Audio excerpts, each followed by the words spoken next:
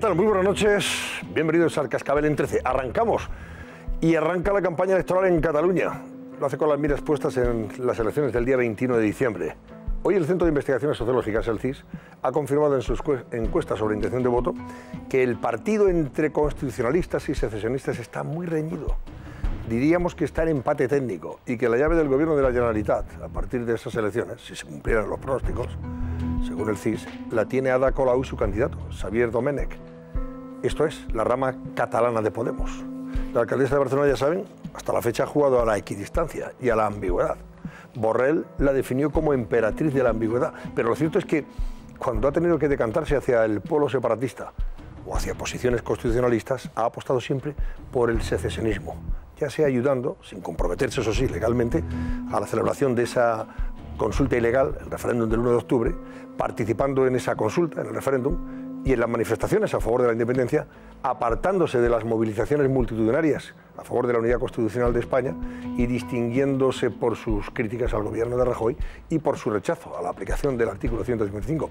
Esto significa que si el bloque constitucionalista consiguiera un escaño más que el bloque separatista, Pablo Iglesias y su confluencia catalana, aunque tuvieran la llave, jamás apoyarían un gobierno salido de la confluencia de Ciudadanos, PSC y PP. Según la encuesta del CIS, los separatistas de Esquerra, Juntos por Cataluña y las CUP, se quedan a un diputado de los 68, esa cifra que marca la mayoría absoluta. Mientras Ciudadanos, el PSC y el PP sumarían 60 escaños, estarían 8 escaños por debajo, aunque la lista de Inés Arrimadas, según el CIS, es la candidatura más votada, por delante de Esquerra, el partido más votado, Ciudadanos. El constitucionalismo gana en las grandes ciudades, especialmente en Barcelona, mientras el secesionismo consigue menos votos pero más escaños en los municipios menos poblados. Eso suele ocurrir siempre, cosa que no deja de ser una perversión del sistema electoral. Esto es, cuesta más sacar un diputado en número de votos en la ciudad de Barcelona, por ejemplo, que en cualquier comarca de la Cataluña rural o del interior. Así las cosas, puede darse otra vez la circunstancia, este 21 de diciembre, que los separatistas consiguieran menos votos, menos apoyos electorales que los constitucionalistas, pero, sin embargo, podrían contar con más diputados en ese nuevo Parlamento. Ya veremos. Estamos hablando por ahora de encuestas que se han realizado en un ambiente social enrarecido, inestable, también con ciertos reparos, con miedo incluso, a la hora de significarse políticamente hablando por parte de quienes responden a esas encuestas, a esos sondeos. No es lo mismo responder en cualquier otra parte de España que en una Cataluña donde, por ejemplo, después nos va a contar Jordi, te intentan quemar tu casa por colgar una bandera de España en el balcón. Eso ha pasado. Luego hablaremos con Jordi, vean. Y han intentado quemarla, que ha quedado todo el balcón quemado por debajo, negro. Atacan un domicilio de Barcelona en el que cuelga una bandera de España. No le debía gustar o no debía ser de su agrado. Los Mossos confirman que la intención de los autores es quemarla. Respeto a España y a los que se sienten españoles y catalanes. Pero, ¿quiénes son los responsables? ¿Tienen miedo los propietarios de la vivienda? Porque son mis nietos y mi hijo lo que le ha pasado esto. Y esto no hay derecho que hagan esto. Esta noche, en el Cascabel. Bueno, pues Oriol Junqueras sigue en la cárcel, sigue junto al que fue consejero de Interior, Joaquín Forn, y junto a los Jordis, unos en Extremeras, los otros en Soto del Real. Y no le han concedido la libertad provisional. José Luis Pérez, buenas noches. Hola, muy buenas noches, Antonio. Bueno, porque efectivamente tanto el ex vicepresidente catalán como su consejero de Interior y los Jordis están en la cárcel, mientras que los otros 6 exconsejeros han salido en libertad bajo fianza de 100.000 euros. Bueno, vamos al auto del juez Pablo Llarena, donde podemos ver, para empezar, que en realidad el juez del Supremo no creyó en su toma de declaración la semana pasada a los 10, no les creyó a ninguno de ellos cuando le dijeron que no iban a reiterar en el delito. La diferencia estriba fundamentalmente en este párrafo del auto, en el que dice que las consecuencias, en el caso de que reiteraran en el delito los que se han mantenido en prisión, serían, como él dice, irreparables, y además serían, en caso de ser mendaces esos argumentos, tienen que constatar que la posibilidad de nuevos ataques haya efectivamente desaparecido. ¿A qué ataques se refiere el juez Llarena? Pues, por ejemplo, a lo que ocurrió con el cerco, a la Consejería de Economía, o incluso menciona también en el auto el juez Llarena lo que ocurrió el día del pretendido referéndum, donde se organizaron manifestaciones de personas en torno a los centros electorales que obligaron, dice el juez Llarena, a utilizar la fuerza a la policía que de otra manera no hubiera sido necesaria. Esa es la razón, las consecuencias irreparables, dice, para la sociedad, esa explosión de violencia en la sociedad catalana en el caso de que reiteraran en la comisión de los delitos quienes se mantienen en la cárcel. Hay reacciones de todo tipo. Quédate, Antonio, con lo que ha dicho la ungida como sucesora por quien está todavía en la cárcel por Junqueras, Marta Rovira. Dice que lo que ha hecho el juez, que esa decisión del juez, es un intento de ilegalizar la lista de Esquerra Republicana para las elecciones del 21 de diciembre. Hoy el encarcelamiento sin juicio de Oriol Junqueras es un intento encubierto de ilegalizar esta candidatura. Bueno, los otros 6 exconsejeros, 2 mujeres y 4 hombres, sí han dejado ya las prisiones de Estremera y Soto del Real esta misma tarde, después de depositar esas fianzas de 100.000 euros cada uno. Decía antes que dinero que ha puesto la ANC y Òmnium Cultural. Habrá que investigar si el dinero procede de subvenciones que la Generalitat en su día concedió a estas asociaciones culturales sin ánimo de lucro, o realmente son donaciones, como ellos dicen, de particulares. De hecho, en este programa hemos recordado que tanto la Guardia Civil como también lo pidió la juez Carmen Lamela que se investigaran las cuentas de esas 2 entidades independentistas que por otra parte son absolutamente opacas. Pero es cierto, a la Asamblea Nacional Catalana es quien ha puesto esos 600.000 euros, que es lo que ha costado la puesta en libertad bajo fianza de 100.000 euros cada uno de esos consejeros que ya han salido de prisión. Lo han hecho en primer lugar Basa y Borràs, que estaban en la cárcel de Alcalá Meco. Estamos conociendo ya cuáles son los usos y costumbres en las cárceles y sabemos que salen de la cárcel quienes son puestos en libertad antes de los recuentos de la comida, del almuerzo o de la cena. Bueno, en su caso, en el caso de Borràs y de Basa, lo han hecho de la cárcel de Alcalá de Meco en torno a las 6 de la tarde y un poquito más tarde, en torno a las 8 y pico de la tarde, lo han hecho ya los otros 4 consejeros, Rull, Turull, el consejero Mundo y Romeva. Por cierto que uno de ellos, el exconsejero Rull, nada más salir de la cárcel, este era el momento, ha escrito un tuit en el que dice que al salir de la cárcel sus convicciones son más fuertes que nunca. Vuelvo al auto del juez Pablo Llarena del Supremo, en el que dice que en el caso de que haya reiteración del delito, en el caso de estos 6 consejeros que lo fueron y que han salido de la cárcel, podrían volver a la cárcel porque habría que revisar la fianza que se les ha impuesto hoy. Y hay que seguir esperando el destino del señor Puigdemont, que continúa en Bruselas. Hasta el 14 no decidirá el juez si le extradita a España junto a los exconsejeros que le acompañan allí. 14 de diciembre. Decimos a veces de la lentitud de la justicia española, pero lo que ha hecho hoy la justicia belga es decidir cuándo va a tomar la decisión. Literalmente ha sido así y efectivamente han dicho que el día en el que definitivamente, en principio es la nueva fecha, decidirán si entregan o no a España, a la justicia española, al prófugo Puigdemont, será el 14 de diciembre. Capítulo de curiosidades, por cierto, Antonio, el 14 de diciembre estará en Bruselas Mariano Rajoy porque precisamente ese día hay una cumbre de líderes europeos en la capital comunitaria. Consecuencias negativas del proceso separatista. Hemos comentado, bares, restaurantes, según datos de la propia organización, del propio sector, habrían vendido 70 millones menos o 71 millones menos durante el mes de octubre. Pero en octubre también subió el paro. Subió más que en ningún sitio, casualmente en Cataluña. Bueno, el proceso, decimos, crea paro y es literalmente así según los datos del mes de noviembre. Quédense en principio con esta cifra, la cifra del mes de noviembre, que es tradicionalmente malo para la creación de empleo en el conjunto del país.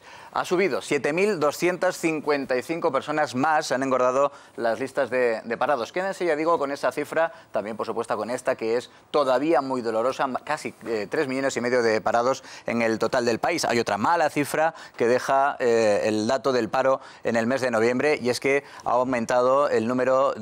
descendido el número de personas que contribuyen a esa caja común que es la Seguridad Social. Hay 12.773 cotizantes menos en esa caja común de la Seguridad Social. Pero vamos a fijarnos ahora, como apuntabas, en concreto en los datos del mes de noviembre del paro en Cataluña. Le decían, quédense con el dato nacional, 7.200. Bueno, en Cataluña ha sido incluso mayor el aumento del paro que en el conjunto del país, casi 7.400 personas. Pero es que seguramente este es el dato más ilustrativo, es el peor mes de noviembre en Cataluña desde el año 2009. De hecho, solo hay 2 meses de noviembre en todo el registro histórico tan malos como este en Cataluña, el del 2008 y el 2009. Es decir, en lo más duro de la crisis económica, solo el dato de este mes de noviembre es comparable a esos 2 años de lo más duro de la crisis económica. Es decir, tiene consecuencias el proceso de independencia, tiene consecuencias que más de 2.000 empresas hayan dicho que abandonan Cataluña. Más cosas. Hoy ha sido noticia Pedro Sánchez porque ha hablado del futuro mirando al pasado. El pasado de la Ley de Memoria Histórica. Bueno, de hecho es un clásico en el Partido Socialista en los entornos electorales. Venimos de hablar de unas elecciones las próximas del 21 de diciembre y efectivamente él ha anunciado que el Partido Socialista va a proponer una reforma de la Ley de Memoria Histórica que, si no me falla la memoria, tiene 9 años, se cumplen ahora 9 años, y que trata de reformar. Ese anuncio lo ha presentado Pedro Sánchez en el cementerio de Paterna, en Valencia, donde fueron fusiladas más de 2.000 personas. Así lo decía el secretario general de los socialistas. Pero detrás de los grandes nombres del exilio había una memoria incómoda, aún más cerca de nosotros y de nosotras. Una memoria silenciada que descansaba literalmente bajo nuestros pies, en cunetas, en cementerios, en paredones como este. Y la alcaldesa de Madrid, Manuela Carmena, que ha vuelto a montar el Belén en sentido figurado. Digo porque el Belén no lo quiere colocar en la Puerta de Alcalá. Un año más polémica por ese asunto. De hecho, los que están colocando el Belén, incluso diría que multitud de pequeños belenes en torno a la Puerta de Alcalá, que era la tradición en la que el ayuntamiento montaba el Belén, son los ciudadanos quienes lo están haciendo, además a raíz de una iniciativa de Cristina López Slichting. Ahí ves el primero que se ha montado ya este año, después de que el ayuntamiento haya confirmado que no va a haber Belén oficial. En ese punto hay ya algunos ciudadanos, este año además con la inclusión también de la bandera española, que han empezado a colocar sus belenes. A buen seguro, como ocurrió el año pasado, iremos viendo cómo cada vez más ciudadanos llevan algunas figuras para componer esos belenes. De hecho, el ayuntamiento dice que esa es una, ya que ellos no lo colocan, de que es una bonita iniciativa ciudadana. Insisto, iniciativa ciudadana promovida ya el año pasado por nuestra compañera Cristina López Slichting. Iniciativa hermosa también ha sido el homenaje, en este caso, que se le ha tributado a Ignacio Echeverría, el joven español, el joven del monopatín, por parte de la policía británica. En Londres ha sido. El héroe del monopatín, efectivamente, un homenaje que ha querido concederle, como apuntabas, la policía inglesa, después de su actuación enfrentándose a los terroristas en aquel terrible atentado yihadista en Londres. Ha sido un homenaje que su familia ha querido que fuera en la más estricta intimidad. Y vamos con una buena noticia, sin duda, que ellos que han recibido hoy el premio Bravo en la Comisión Episcopal de Medios de Comunicación Social. Premiados que vamos a recordar. Bueno, hay que, sobre todo, felicitar a un compañero, a Pepe Domingo Castaño. Sí, el jurado ha destacado su capacidad creativa, al alma mater de Tiempo de Juego. Ahí le tienen, es sin lugar a dudas uno de los genios de la historia de la radio en España, no solo del momento presente, sino de la historia de la radio en España, y ha sido distinguido con ese premio Bravo, al igual que, por ejemplo, el periodista de guerra, el cronista de guerra, Antonio Pampliega.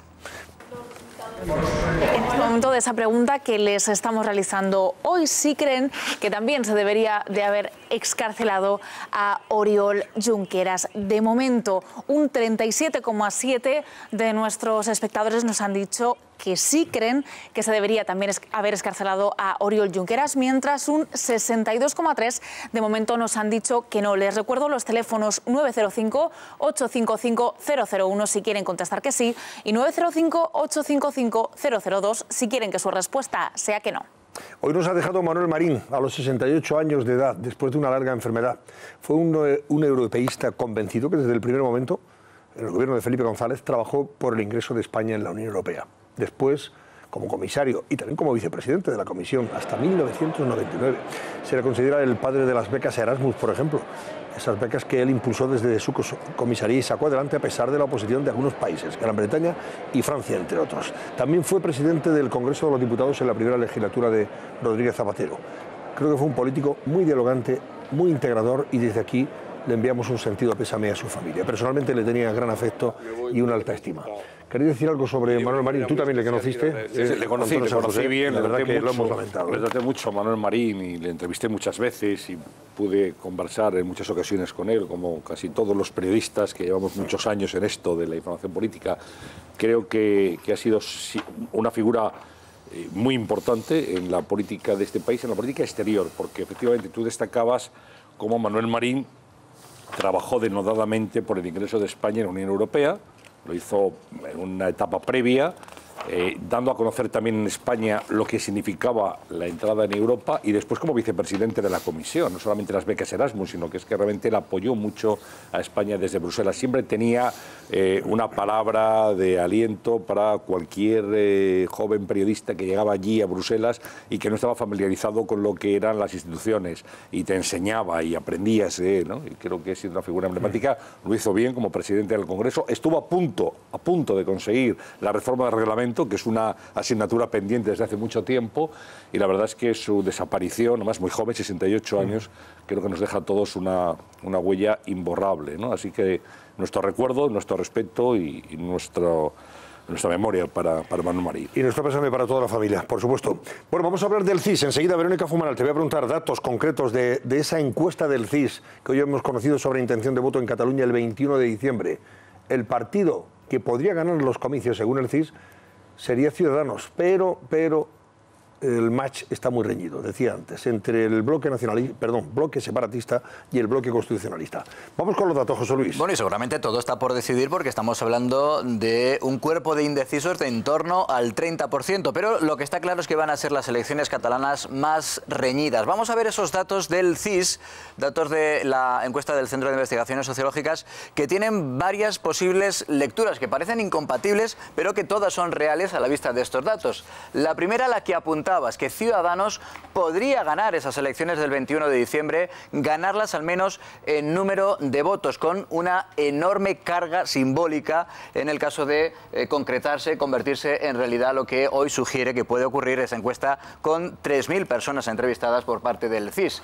Esa es una de las lecturas. Otra de las lecturas, el hecho de que los no independentistas sumarían más votos, como en el caso de Ciudadanos, y también más escaños. Eso sí, sumamos, por ejemplo, a Podemos en Cataluña, En Comú Podem, que a lo mejor me decís que efectivamente es mucho sumar, pero ellos dicen son no independentistas. Si sumáramos todas esas fuerzas, los no independentistas ganarían también en escaños. Esa es, por tanto, una segunda lectura factible. También es verdad que hay una tercera lectura que parece incompatible con las dos anteriores y que también reflejan los datos, y es que los independentistas estarían a solo un escaño de repetir su mayoría absoluta, que está en 68 escaños. Según esa encuesta del CIS, podrían sumar hasta 67 escaños. Por tanto, parecen esas lecturas incompatibles, pero todas son las que se reflejan en este estudio del Centro de Investigaciones Sociológicas. Vamos a ver ahora cómo valoran esos 3.000 encuestados por el CIS a los dirigentes políticos en Cataluña. El mejor valorado es Oriol Junqueras, que va a permanecer durante la campaña electoral en la cárcel de Extremera.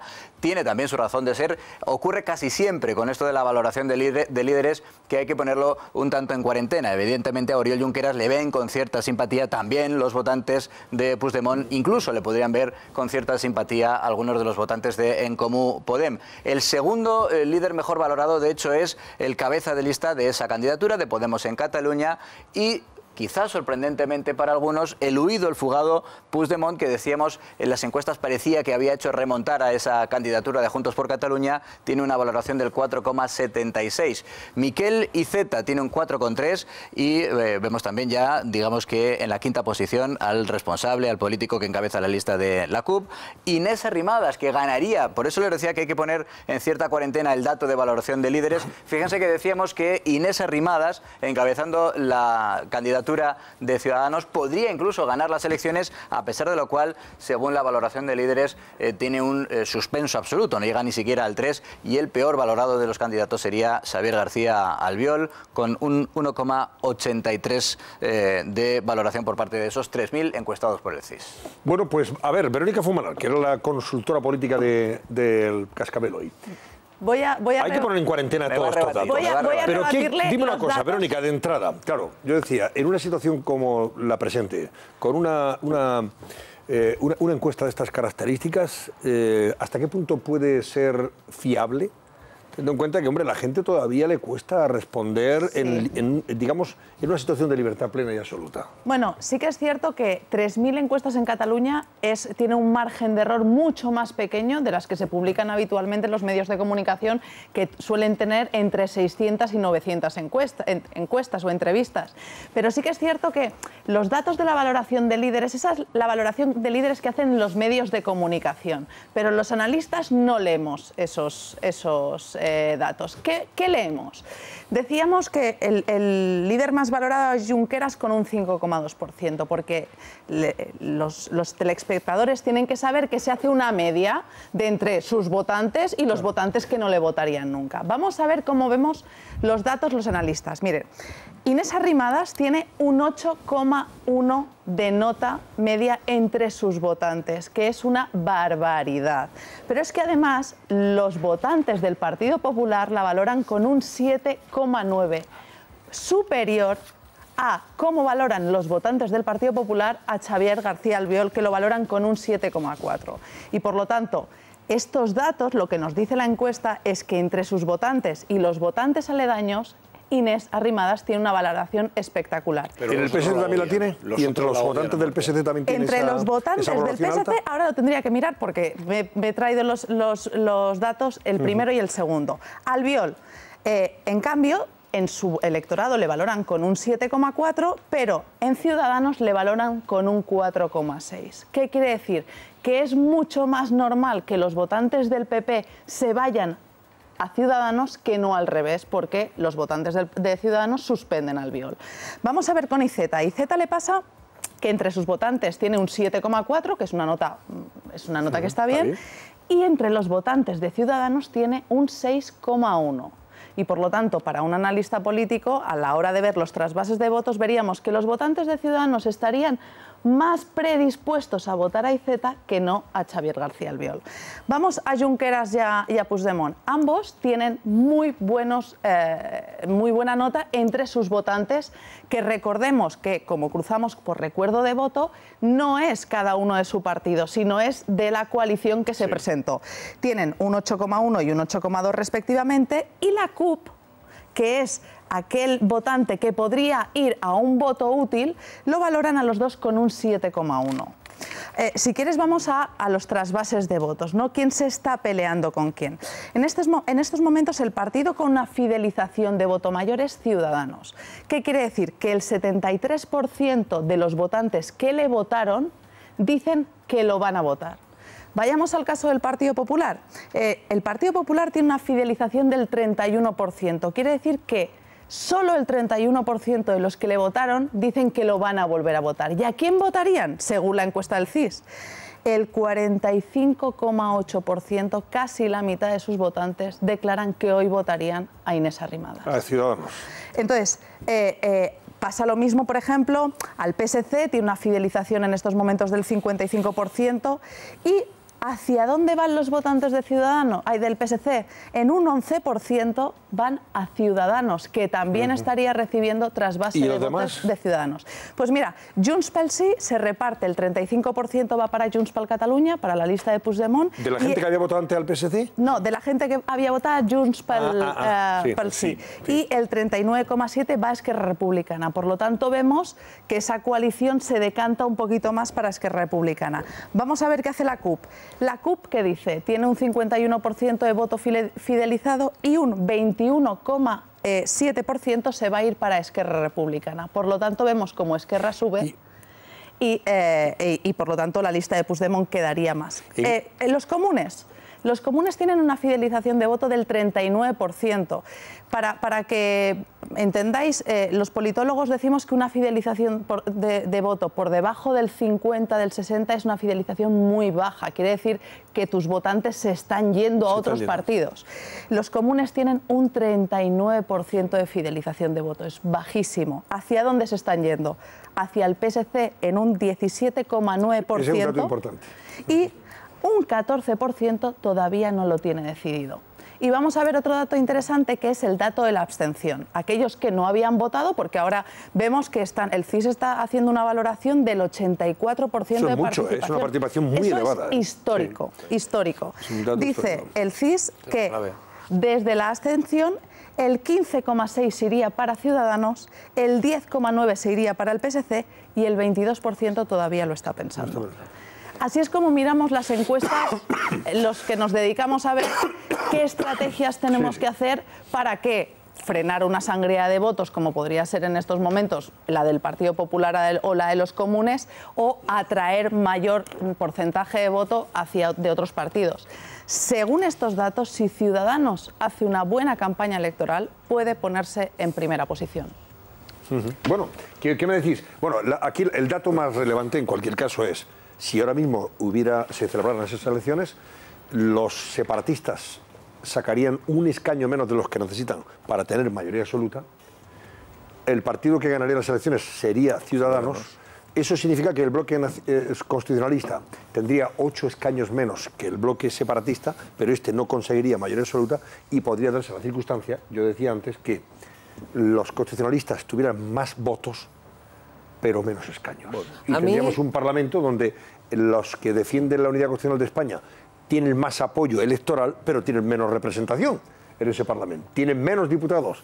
Y los que defienden la separación, o sea, el secesionismo y la independencia, tienen más diputados, pero tienen menos apoyos electorales, menos votos. Pero ellos saben... La perversión del sistema, ojo, en ese sentido también. Que ya está ocurriendo en esta legislatura, pero ahora sí que es importante, y ellos saben que necesitan no solo más escaños, sino también más votos, porque en un hipotético referéndum es lo que se contaría. Yo creo que la clave, al margen de... Es un análisis brillante que nos ha hecho Verónica, pero son 3.000 personas que dicen por teléfono los que quieren decir la verdad. No sé, yo me fío lo justo, pero lo que sí parece ser que todo apunta es que la llave, la bisagra, la va a tener los comunes.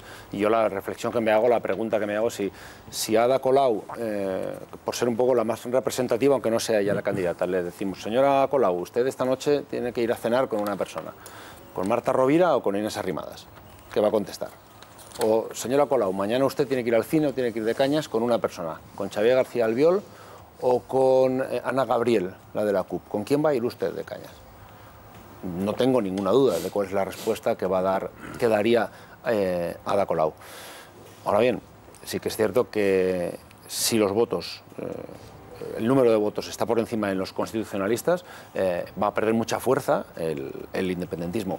Aunque ellos siempre se van a agarrar a un argumento también importante, y es que los comunes sí que quieren que se haga un referéndum. Es que, claro, cuando... van a exigir que se haga el referéndum, porque ahí sí que son una mayoría muy cualificada. Los que quieren que se haga el referéndum, de los que luego habría que descontar a los que quieren votar no en ese hipotético referéndum. Pero cuando hablamos de bloques, ahí no estamos incluyendo a los señores de Podemos, a los comunes, que se le llama, o sea, la confluencia catalana de Podemos. Sí. Porque si estos señores se decantaran claramente a favor de la unidad constitucional de España, es evidente que el bloque constitucionalista ganaría de calle las elecciones difícil, y también el número de escaños y de que no son independentistas. Claro, es que... Vamos a ver, llegados al momento procesal oportuno, ¿qué es lo que hacen? Me pareció brillante el análisis de Verónica, y hemos tomado nota de lo que nos decía, pero me pasa como Javier, yo tengo muchas dudas de que estos datos que hoy estamos aquí comentando tengan una traslación el día 21 a la realidad de las urnas. ¿Por qué? Pues porque primero falta tiempo y luego hay elementos que están alterando el proceso electoral de una manera dinámica y constante. Por ejemplo, la decisión hoy del juez Llarena. Eso no está recogido en la encuesta de CIS. ¿Eso cómo va a influir? El hecho de que Oriol Junqueras continúe en prisión, los Jordis, Joaquín Forn... no lo sé, pero seguramente que si hoy el CIS hiciera esas 3.000 encuestas, a lo mejor el resultado variaba algo. Lo más esperanzador, yo creo que, estoy de acuerdo, Ciudadanos y Inés Arrimadas están en un momento óptimo para liderar el bloque constitucionalista en Cataluña, y luego yo creo que también va a ser interesante ver cómo se trasvasan los votos, qué va a hacer el PSC, qué va a hacer Iceta también, que es una persona, yo creo, un personaje clave en este proceso, pero son encuestas. Y entonces vamos a cogerlo, si os parece, con alfileres, porque esto puede cambiar mucho y va a cambiar de hecho de aquí al día 21. Yo creo que puede cambiar la distribución de fuerzas y las tendencias nos las ha dado claramente Verónica, y ahí te explicas, por ejemplo, las acusaciones que ha hecho Pedro Sánchez a Ciudadanos porque le está robando votos, diciendo que es de extrema derecha, etcétera. Pero eso son el peso de cada una de las fuerzas en dos bloques. A mí lo que me preocupa es que la foto fija que teníamos de la sociedad catalana hace 2 meses sigue siendo la foto fija que teníamos hoy. Han pasado muchas cosas en Cataluña. Ha habido tumultos, ha habido detenciones, hay un gobierno que la mitad está en la cárcel y muchos imputados, un presidente de la Generalitat fugado.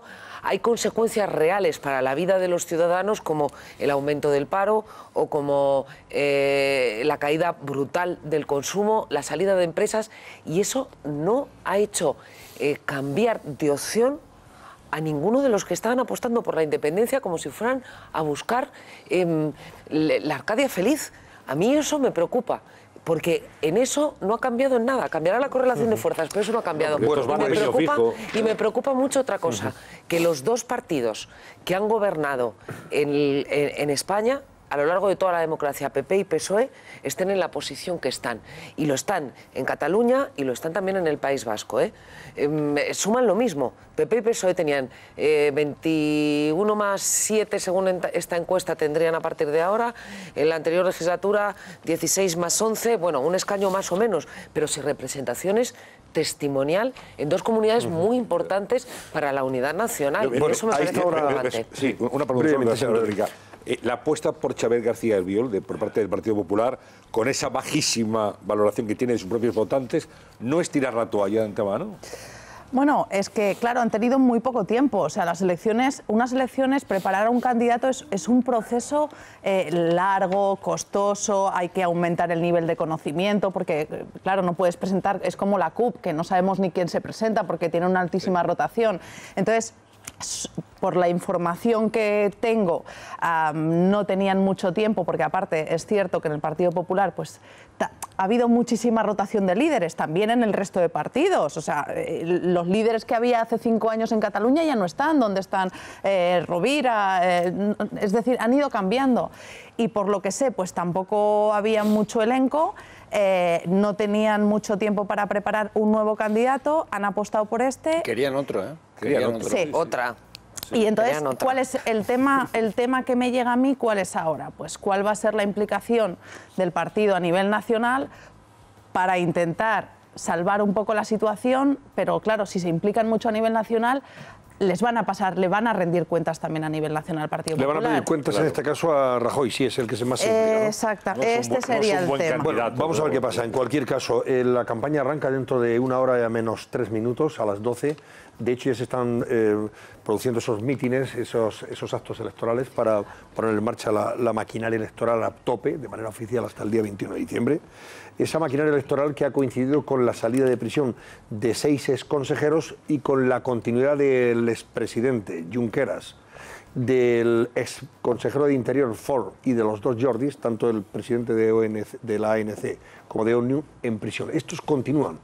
Los otros han salido después de que hayan depositado fianzas de 100.000 euros cada uno, que generosamente a la Asamblea Nacional Catalana les ha dado. Lo cierto es que habrá que investigar si ese dinero procede de subvenciones que esta organización ha ido recibiendo de la Generalitat o de las donaciones, como dicen ellos, donaciones particulares, de gente que con extraordinaria generosidad ha querido formar parte de esa caja de resistencia o de solidaridad, como le han llamado. En fin, el caso es que el juez Llarena, sin embargo, ha dicho que Junqueras sigue en prisión y continúa en prisión, que también continúa en prisión el señor Ford, el que fue consejero de Interior, y los 2 Jordi, porque creen que pueden, digamos, seguir delinquiendo, de alguna manera. Les atribuye una responsabilidad en la violencia del 20 de septiembre, cuando se intentó boicotear el acto de la Guardia Civil, en este caso la investigación que se estaba desarrollando en la Consejería de Economía de la Generalitat, y se les impidió abandonar a esos guardias civiles y a la secretaria judicial las instalaciones. Y además hubo momentos de violencia que son los que le ha costado la cárcel en cualquier caso a los Jordis, y irresponsabilidad indirectamente al vicepresidente Junqueras. ¿Os ha sorprendido que no les haya puesto en libertad a él, a Forn y a los dos responsables de Òmnium Cultural y de la Asamblea Nacional Catalana? Se daba por hecho que el Pues sí, se daba por hecho porque habían acatado el 155, habían prometido, no sé si de forma mendaz o no, como dice el propio juez, que no iban a cometer ninguna ilegalidad, que se iban a desenvolver en el marco constitucional, pero... Había forcadell, ¿no? Se daba por hecho que el Supremo es un tribunal más garantista, más benévolo por el tipo de jueces. No son, la Audiencia Nacional están en la guerra, ¿no? Son jueces de instrucción que están con temas muy complejos de corrupción, de narcotráfico, de que eso es distinto. Pero yo creo que vendieron la piel del oso antes de cazarla, porque el Supremo no tenía por qué dejarles en libertad por el hecho de la violencia, que esa es la clave de todo el procedimiento. En la causa hay unas grabaciones magníficas, que son las declaraciones que hicieron todos los implicados el día por el asedio del 20 de septiembre de la Consejería de Economía. Ese día hay un teniente de la Guardia Civil que perdón, entran al dispositivo a registrar esa sede que se estaba preparando el 1 de octubre y detienen a unos funcionarios en sus domicilios que los tienen que traer al registro para que estén presentes. Entre que entran y que tienen que venir los detenidos, ya se había acercado toda la plaza. El teniente de la Guardia Civil le dice al intendente de los Mossos: oiga, tenemos que entrar aquí a unos detenidos. Usted verá, porque la competencia fuera es de los Mossos, que son los que tienen que velar por la seguridad. Y aquí tienen que entrar, o sea, que despejen esto. No, espere un momentito. Y le trae un señor con barba y le dice: mire, teniente, este señor se llama Jordi Sánchez, es el presidente de la ANC, y el teniente no da crédito. Y Jordi Sánchez le dice al teniente: os abrimos un pasillo con jubilados con un peto naranja. Esto es literal, ¿eh? Sí. El pasillo hasta Avenida Diagonal. Puede entrar la Guardia Civil con los detenidos, pero Guardia Civil es solo 2 sin uniforme y los detenidos sin esposar. Y el teniente de la Guardia Civil dice: no da crédito. Primero, ¿usted quién es? ¿Y quién es para ponerme a mí condiciones? Hasta que, como que ello no acaba de solucionarse y luego no podían salir, vuelve Jordi Sánchez y le dice: espere un momento, teniente, que voy a llamar al mayor de los Mossos. Y Jordi Sánchez con su móvil llama a Trapero. Yo no sé quién mandaba, si Trapero o Jordi Sánchez, pero le llama delante del móvil y dice que se ponga. Jordi Sánchez, presidente de la Asamblea Nacional Catalana. Y el teniente dice: no, yo no tengo que ponerme al teléfono a este señor, si quiere que llame a mi general. Y luego tenemos a Forn, el consejero de Interior, recordemos, responsable policial, y tenemos a Junqueras, que estaban en el grupo que tomaban las decisiones de dónde apretar y dónde aflojar. Entonces, esa es la clave del procedimiento, la violencia, porque además, para que se dé el delito de rebelión, sí que es imprescindible que haya violencia de algún tipo. Y esa es la clave de la investigación en este punto. El juez dice en su auto que los investigados que aún siguen en prisión, y siguen en prisión, es porque ofrecen el riesgo de reincidir en la perpetración de los hechos violentos. Claro, es que se dieron el 20 de septiembre. El propio Junqueras no acata nada. Y ante esa posibilidad no corre riesgos y les mantiene en prisión. Tienen los resortes y la capacidad para volver a movilizar, como lo hicieron en el pasado. A lo mejor otros consejeros no, pero la ANC y Òmnium han sido claves para sacar a la gente a la calle, o para cercar colegios electorales, o para lo que ocurrió en la Consejería de Economía. Otros consejeros no pueden hacerlo, pero ellos sí. Sí, de hecho, tenían más poder que muchos miembros del gobierno de Cataluña. 6 consejeros han salido en libertad, bajo fianza, pero evidentemente el juez Llarena ha dejado en prisión a aquellos que piensa que pueden provocar algún tipo de disturbios violentos si, como dice el auto, reincidieran en sus actitudes. Que estamos recordando un hecho, Javier lo estaba diciendo antes, que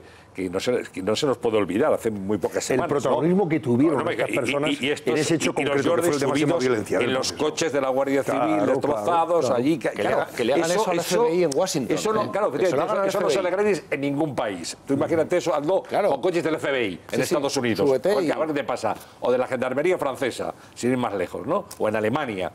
Pero es decir, aquello no fue un acto, porque aquí ahora todo es simbólico, era una broma, no, la revolución de las sonrisas, no, había pocas sonrisas y hubo momentos de...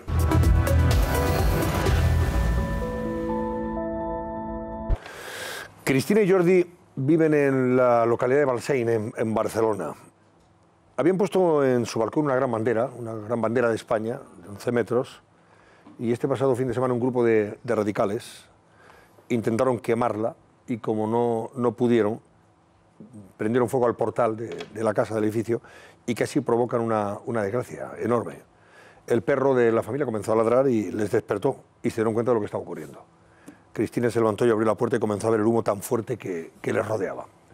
Hemos intentado, esta noche tenemos previsto hablar con Cristina o con Jordi, pero nos han comentado que Cristina ha sido trasladada a urgencias de un hospital con ataque de ansiedad por el acoso que están sufriendo ella y su marido y su familia en el pueblo. Les han tachado, les han tildado de ultraderechistas, de nazis y de haber, en fin, y poco menos de haber quemado ellos la propia casa o intentar quemar su casa, de incendiar su casa para cobrar el seguro.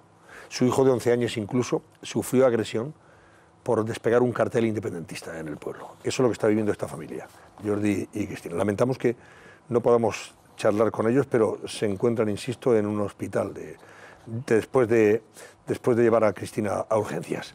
Pero sí tenemos su testimonio, el testimonio de Jordi. Y vean lo que ha contado hoy sobre este episodio, sobre este suceso. Sí, nosotros tenemos en el balcón una bandera de punta a punta de España y bueno, pues no le debía gustar o no debía ser de su agrado y han intentado quemarla. Como se puede ver, primero han intentado quemar ahí con un palo, con una caña larga, han intentado quemar la bandera. Ahí ha quedado la marca y como no les habrá quemado algo, entonces ya se han venido para aquí y aquí la comunidad teníamos una alfombra grande que lo cubría todo y le han metido fuego a la alfombra y en consecuencia se ha quemado toda la puerta, ha reventado los cristales y ya se ha ido todo el humo para adentro y ha empezado a subir el humo para arriba, bueno, ya hasta el tercer piso y todas las casas llenas de humo, que ha sido por lo que nos han tenido que sacar. Estamos hablando de una familia que dice además que el alcalde está en contra de ellos, hasta el extremo de que va diciendo por ahí que esto que ha ocurrido es una provocación por parte de la familia.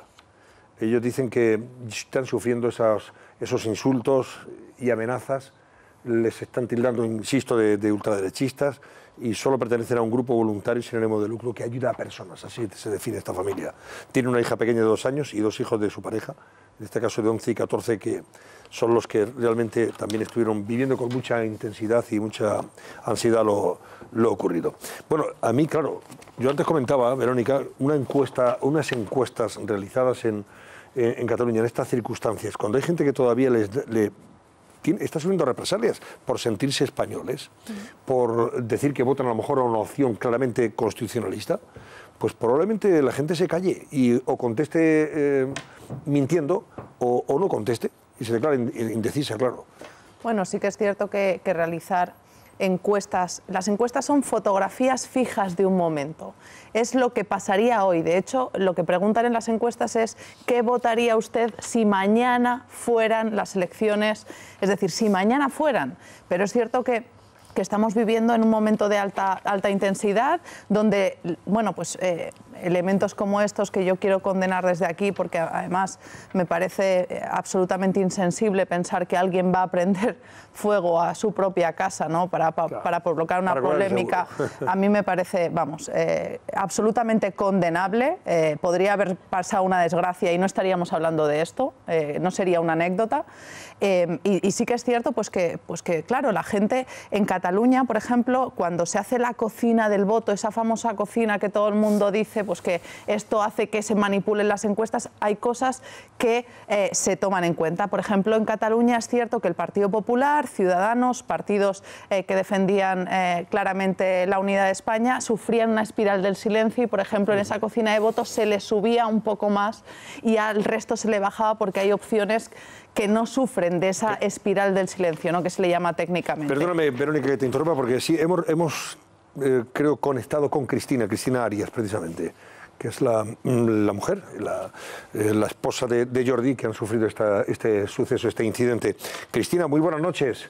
Buenas noches. ¿Qué tal se encuentra usted? Porque nos habían dicho que había sido ingresada de urgencia por un ataque de ansiedad, ¿verdad? Sí, ahora estoy un poco más tranquila, estoy con pastillas y, bueno, intentando recuperarme un poquito. Pero, ¿por qué ha sido este ataque de ansiedad esta misma tarde? ¿Qué ha ocurrido para que usted se haya sentido indispuesta y haya tenido que ir a un hospital de urgencia?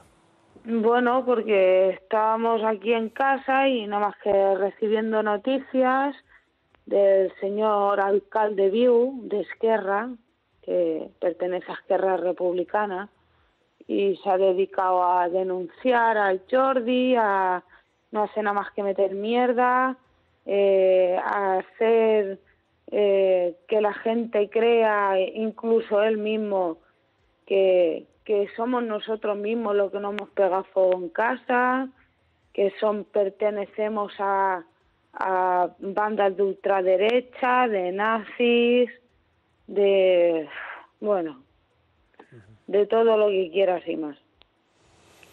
Incluso tengo una captura de pantalla del móvil en la que él, cuando entró de alcalde, que por cierto no lo votó nadie, entró él solo, hizo una entrevista con Reggioset en la que dijo que uno de sus puntos principales e importantísimos era que la gente del pueblo, en pocas palabras, hicieran como un rechazo a la gente como nosotros. Bueno, ¿qué tal se encuentra usted en cualquier caso, Cristina? ¿Se han recuperado ya del susto del fin de semana? Pues no, la verdad es que no. No, y por eso trae todo esto. El que me haya dado el ataque de ansiedad primero empezó lo del niño, luego lo del niño nada más que esto es mentira, que esto nada más que coaccionándonos, insultándonos, amenazándonos, diciendo barbaridades de nosotros. No tuvieron bastante, que han venido a mi casa, han intentado... Hemos perdido la comunicación, me parece, con Cristina.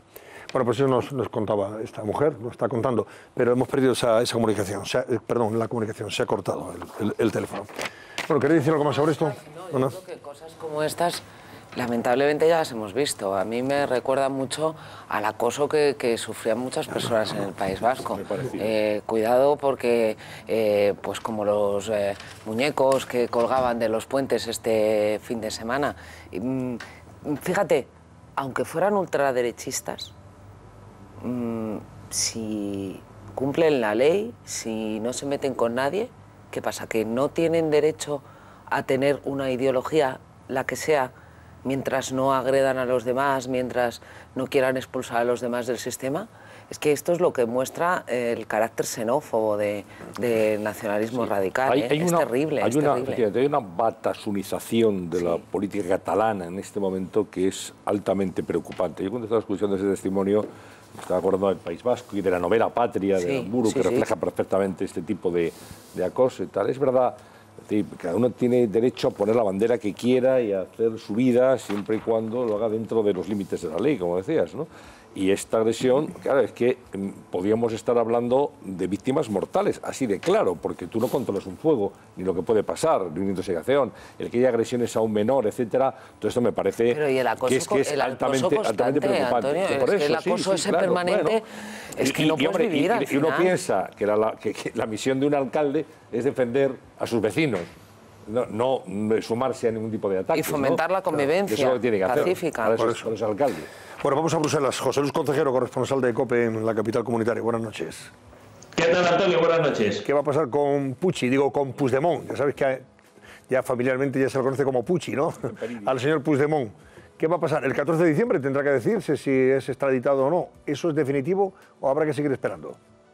Bueno, en principio habrá que seguir esperando, pero tienes que anotar efectivamente esa fecha, el 14 de diciembre, y tienes que apuntar una hora, que son las 9 de la mañana. Concretamente, en ese momento vamos a conocer, a través de un comunicado de la Fiscalía de Bruselas, en qué situación queda Carles Puigdemont. Pueden ocurrir dos cosas, y es que el magistrado definitivamente ejecute o no esa orden europea de detención. En la vista que hemos tenido hoy ante el juez de primera instancia, que empezaba eso a las 9 de la mañana, ha terminado pasadas las 12:30, la Fiscalía ha vuelto a defender que Carles Puigdemont tiene que ser entregado a las autoridades españolas. ¿Por qué? Por dos cuestiones fundamentalmente, y es porque los delitos de los que le acusa la Audiencia Nacional se contemplan perfectamente en el ordenamiento jurídico belga. Por su parte, la defensa ha vuelto a recordar que en España no tendría un juicio justo, sería un juicio político y tampoco se respetarían los derechos fundamentales. En cuanto a los tiempos, el día 14, como decimos, Antonio, vamos a conocer el fallo. Entonces, ambas partes, tanto la Fiscalía como la defensa, tienen un periodo de 15 días para presentar un recurso y a partir de ahí el magistrado tendrá otros 15 días más para citar a las partes. Por lo tanto, a segunda instancia nos iríamos a mediados de enero. Y también tenemos que recordar una vez más que esta segunda instancia se puede recurrir también a una tercera. Por lo tanto, este proceso, que es largo, que es rocoso, que es complicado, todavía se va a alargar durante los próximos meses. Bueno, José Luis, pero el 14 se va a saber algo o tendrá que... ¿O se va a ir posponiendo todavía la decisión final? No. El 14 vamos a saber, el 14 a las 9 de la mañana concretamente, cuál es la decisión del juez de primera instancia. El juez de primera instancia puede decir si se ejecuta o no esa orden europea de detención, si se le entrega a las autoridades españolas. Lo que sí que es verdad es que esta decisión se puede recurrir y tienen ambas partes 15 días para presentar un recurso. Si este juez, para que te hagas una idea, dice que Carles Puigdemont y los exconsejeros tienen que ser puestos inmediatamente en manos de las autoridades españolas, podrán presentar sus abogados un recurso, por lo tanto esto se volvería a aplazar a otra instancia diferente. Por tanto, seguiríamos mareando la perdiz y evidentemente no estaría el señor Puigdemont en España hasta después del 21 de diciembre, está claro. Hasta después del 21 de diciembre, hasta, pues yo calculo que bueno, esto nos iríamos a la segunda mitad del mes de enero para una segunda instancia y nos podríamos ir tranquilamente al mes de febrero. No podemos olvidar, Antonio, que estos abogados, como hemos repetido en varias ocasiones, los abogados de la defensa son especialistas en alargar los plazos. Y es que puede parecer una barbaridad, Antonio, pero es que es muy llamativo que Carles Puigdemont lleva más de un mes en Bruselas y hoy, por primera vez, ha ido a declarar a un órgano de primera instancia, después de más de un mes. Por lo tanto, te puedes imaginar este proceso, lo largo que es y encima la capacidad que tienen sus abogados de alargarlo más todavía. Por lo tanto, queda mucho. En cualquier caso, te voy a contar una curiosidad también. El próximo 14 de diciembre, que es el día que vamos a conocer la decisión de este órgano de primera instancia, coincide con Cumbre Europea, es decir, Mariano Rajoy va a estar también en Bruselas acompañado del resto de líderes europeos para la Cumbre de Navidad. Estaremos atentos entonces al devenir de los acontecimientos. Gracias, José Luis Concejero, corresponsal de Un abrazo, Antonio. En Bruselas. Gracias, un abrazo fuerte. Oye, y nos quejamos de la justicia española sobre su proceder lento sí, bueno, porque son lentísimo. Es que fíjate, esto son recursos que va a llevar a febrero o marzo, es decir, esto puede ser largo. A mí lo que me parece realmente sonrojante es que se pueda decir que Puigdemont no va a tener un juicio justo en España, como si esto fuera, en fin, una república bananera, como si esto fuera un lugar donde no hay leyes y donde no hay libertad, ¿no? Yo creo que ese mensaje es un insulto a la inteligencia y en Europa no se puede esgrimir. Se podrá esgrimir en otros ámbitos, en Europa desde luego no. Es decir, en Bruselas, que el señor Puigdemont no va a tener un juicio justo en España, porque aquí va a tener una actuación que puede ser de prevaricación, puede ser una actuación judicial absolutamente ilegal, pues, ilegítima, me parece un sarcasmo absolutamente. Hay un escenario preocupante, bueno, porque en realidad no tenemos dos opciones, sino tres. Una vez agotados los plazos, podría pasar que deniegan la entrega, que se lo queden. No sé qué van a hacer con Puigdemont allí, porque él no puede volver a España, que se lo queden, que no sé, puede estar de dependiente, se lo queden para siempre, vendiendo bombones en estas confiterías tan extraordinarias que hay en Bruselas. Pero si deciden entregar, hay dos opciones que contemplar, que es donde se está jugando ahora la partida. Podría darse el caso que la justicia belga decida entregarlo, pero solo por malversación, porque la sedición y la rebelión no están tipificados como tal en el Código Penal belga. Esto significa que España tendría que aceptar a Puigdemont para juzgarlo solo por ese delito y que le cayeran 20 años de cárcel a Junqueras y 2 o 3 a Puigdemont. ¿Qué está pasando Pero ahora? eso sería solo si fuera extradición. Y no estamos en el caso de... O sea, no se está dirimiendo una extradición. Lo que se está viendo es la euroorden. No se está entrando al fondo del asunto. Hay que extraditar, claro. Pero yo estoy yendo al final... Es distinto, al final, es distinto. La euroorden no contempla el entrar en los delitos. Hay un matiz importante ahí. Pero para juzgarlo tiene que acabar extraditado. Y si no se contemplan esos delitos, solo se lo podría juzgar por el delito que se tipifica. ¿Qué está haciendo la Fiscalía española? Me consta.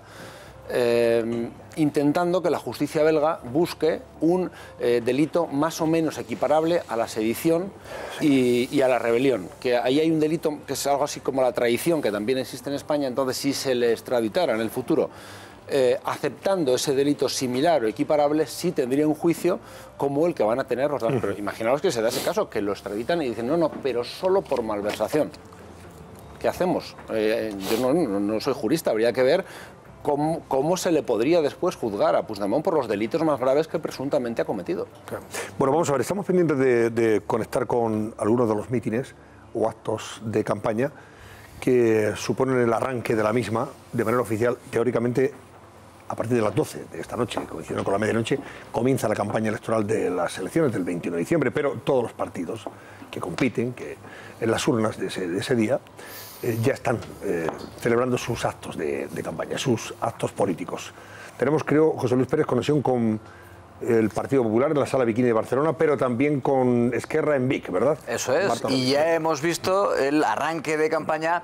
Es verdad que oficioso, porque dirás, hombre, si no son las 12 de la noche, ¿cómo que ha arrancado la campaña? Amigo, es que ya esto de la pegada de carteles y del comienzo de la campaña electoral no es lo que era antes. La única diferencia, es verdad, es que hasta las 12 de la noche no puede ninguno de los candidatos pedir el voto abiertamente. Pero te decía que Miquel Iceta ya ha hecho esa apertura, digamos, oficiosa de la campaña, digamos algo así que es como la alternativa transversal. Si nos atenemos a ese magistral recuento de hacia dónde pueden ir los votos que nos hacía Verónica Fumanar hace unos instantes, efectivamente, quizá él es el que pueda pescar en más posibilidades de los votos que podrían perder otros partidos. Y ya decimos, ha abierto esa campaña, por cierto, no ha podido evitarlo, ¿eh? Sabes que todos los asesores le aconsejaban que no bailara durante la campaña electoral. Pues ha bailado. No ha podido evitarlo. Habrá quien diga, hombre, ya ha incumplido su primera promesa. No es así, él no había prometido que no fuera a bailar, él simplemente había dicho que le habían aconsejado, que le habían prohibido bailar. Pero más allá, digamos, de esa anécdota, lo cierto es que Miquel Iceta, el candidato del PSC, ha dicho que él lo que pretende, una vez que, si consigue ser presidente de la Generalitat, es poner unión donde hasta ahora hay solo división. Es verdad que esto es más fácil de decir que de hacer, pero es lo primero que ha prometido en el arranque de la campaña electoral Miquel Iceta. El que volem és canviar de rumb, canviar la col·lisió per la prosperitat, canviar la divisió per la unitat. Crec que som els únics que podem fer una majoria que doni estabilitat i sentit a la nostra feina. También el Partido Popular en la Sala Bikini está llevando a cabo ese acto de arranque de la campaña. De momento no hemos escuchado al que será su candidato, pero podemos escuchar sonido en directo de la ministra de Sanidad, Dolors Montserrat, en la apertura de la campaña. Están dejando al candidato, se ve, para los últimos instantes antes de ese comienzo a las 12 oficial de la campaña electoral. La escuchamos en directo. El partit capaç de defensar els emperadors, els autònoms, els botiguers és el Partit Popular. L'únic partit capaç de defensar la creació de llocs de treball és el Partit Popular, perquè tots els catalans que encara estan a l'atur, aquests 400... En directo, el acto de apertura de campaña del Partido Popular en Cataluña. Tenim la garantia al Partit Popular. Y escuchábamos, recordarán al comienzo del programa, a la candidata de Esquerra Republicana, a Marta Rovira, decir que la decisión del juez del Tribunal Supremo, de Pablo Llarena, de mantener en prisión al candidato Junqueras, era algo así, en la versión de la propia Marta Rovira, como tratar de ilegalizar la candidatura de Esquerra Republicana. Bueno, la mejor muestra de que eso no es así, la mejor manera de llevar la contraria a las propias palabras de Marta Rovira es ver a Marta Rovira en la apertura de la campaña electoral. No hay ninguna ilegalización, es más, ya digo, está ahora mismo, esto también es señal en directo, abriendo la campaña de Esquerra Republicana para esas elecciones del 21 de diciembre. La escuchamos en directo. De no poder tenir entre nosaltres ni el Quim, ni el Cuixart, ni el Sánchez, ni l'Oriol. I és clar, avui per nosaltres és un dia especial perquè tornem a començar una altra campanya electoral. Y Esquerra Republicana hoy otra campaña electoral. Se está desmintiendo a sí misma cuando decía en esa primera interpretación del auto del juez Pablo Llarena que trataban de ilegalizar con esas decisiones judiciales la lista de Esquerra Republicana. A la vista está que no ha sido así. Bueno, pues es el arranque de esta campaña. No sé si lo vamos a entretener o a aburrir de aquí al 21 de diciembre. Me temo que más de lo segundo que de lo primero. Se decía antiguamente, empieza la campaña con la tradicional pegada de carteles. Esto que ya se ha quedado muy antiguo, ya es una campaña digital. Pero es algo que siempre se hace y que se espera ese minuto a las 12. Sí. Y ahora, pues bueno, recordemos que Pablo Iglesias para las europeas encoló como en los 80 porque quería retrotraerse. Como en los viejos tiempos, ¿no? Pero sí que es con cierto el mocho y la, que ahora, pues bueno, pues desde presionar un botón y que salga en la pantalla hasta una pegada de carteles se hizo en la pasada campaña virtual, donde en Facebook aparecían los carteles, es decir, que ahora ya la creatividad al poder, a pesar que la creatividad de los carteles de campaña tenemos que decir que brilla por su ausencia porque hay dos carteles que son exactamente iguales, sí. Cosa que no creo que sea espontáneo, sino que bueno, pues puede haber unas ganas de la lista del señor Puigdemont por parecerse un poquito más, por centrarse a los comunes. Y bueno, pues el resto, si queréis, luego los podemos comentar, porque todos tienen... No, me comenta rápidamente a los bueno, carteles. Pues bueno, tenemos el de Puigdemont. Tendríamos son muy parecidos, además, el de los comunes, ¿verdad? Sí. La cartelería de... bueno, esta campaña está absolutamente inspirada en la campaña de los comunes, que repiten gráfica. Vemos como la fotografía en blanco negro está bañada en un color naranja, la tipografía, es decir, las letras están en mayúsculas, ascendente, también en cursiva, cosa que es exactamente igual a la de los comunes, ¿no? De hecho, los comunes se han quejado de plagio. Lo tenemos allí y esos dicen tenim molt en común, que es tenemos mucho en común, pues efectivamente tienen mucho en común con el cartel del señor Puigdemont porque son iguales. ¿Pero eso puede llegar a confundir al electorado? No, esto no puede llegar a... Es una anécdota de campaña. En el sentido que no... Sí, es una anécdota, pero sí que es cierto que lo que es característico es que Convergencia, PDeCAT, siempre había tenido una línea gráfica donde la señera era fundamental, es decir, la bandera cuatribarrada, en esta ocasión no está, y donde los símbolos nacionales estaban muy presentes, y en esta ocasión no están. Ellos dicen el nostre president, haciendo una metonimia, ¿no?, de lo que sería. El hecho de que Junqueras sea el cartel, la cabeza de cartel, lógicamente, y la foto de cartel de Esquerra Republicana, y él esté en prisión, esto desde el punto de vista... Bueno, es que esta es su campaña. Electoral, ¿cómo le va a afectar? Pues fenomenalmente bien, porque esta es su campaña, es decir, qué mejor campaña para reforzar la idea de los presos políticos de poner a alguien que no puede hacer campaña porque está en la cárcel. Estará todo el tiempo retrotrayendo a la gente de que es un candidato que no puede hacer campaña y por lo tanto tienen el relato hecho. La democracia siempre guaña, la democracia siempre gana, no hablan de independencia, no hablan de DUI, no hablan, todavía nos tienen que decir qué proponen. A ver, Inés Arrimadas hace un cartel absolutamente corporativo, de marca, con ese naranja potente y con ese icono que ya se ha hecho un clásico de Ciudadanos, de ese corazón con las tres banderas.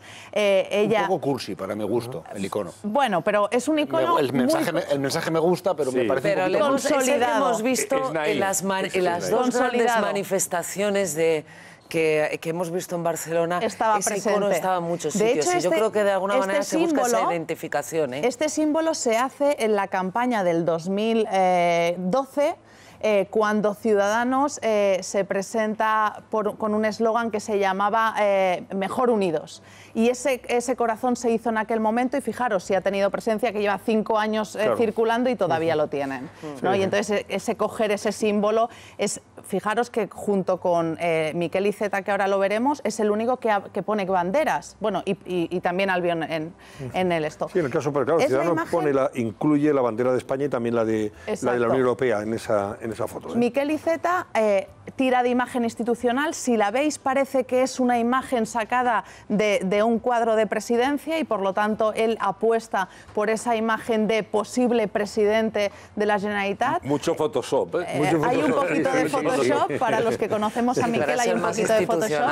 Era la imagen que esperabas ver en Puigdemont en circunstancias normales. Pero es la imagen, un poquito de exceso. Es una imagen clásica de Convergencia y Unión, por otro lado, con la señera al lado y una imagen muy institucional, ¿no? Así que en esa casa gran que él quiere hacer del catalanismo, con esa unión que ha hecho, sería la foto que lo evidenciaría. Y ahí tienes a García Albiol. Y Albiol coge una imagen de las manifestaciones de Barcelona y la hace cartel electoral. Vemos ese guiño a las banderas de España. En este caso no hay bandera de señera, no hay Cataluña. Sí, está por debajo, ¿no? No está por debajo algo. No. El cartel está ahí. Es que me da la impresión de que se ve un... No, en el cartel normal no aparece. Y fijaros, España es la solución. ¿Qué está diciendo? España y PP es lo mismo. Esto es lo que quiere decir el mensaje del eslogan. Bueno, está diciendo también que España es la solución, o sea, que la solución no está fuera de España, que la solución no está fuera de España. También. Se puede pero que España no es el problema, sino la solución. Pero sí busca esa conexión subliminal, Pero fijaros que España está puesto en castellano y es la solución, está puesto en catalán, en una apuesta por el bilingüismo, que en este caso no tiene Ciudadanos que apuestan solo por el catalán. Oye, vamos a ver a Albert Rivera, que está abriendo campaña con Inés Arrimadas, junto a Inés Arrimadas. Ahí lo vemos, en Barcelona. Y sobre todo, si no paramos el proceso, si no conseguimos ese sueño, seguiremos con la pesadilla y no podremos tener el sueño también de renovar este proyecto común que se llama España, de darnos la mano con el resto de españoles para impulsar 40 años más de democracia, de libertad y de prosperidad. España merece un proyecto más ambicioso, pero no lo conseguiremos si en Cataluña no paramos el proceso.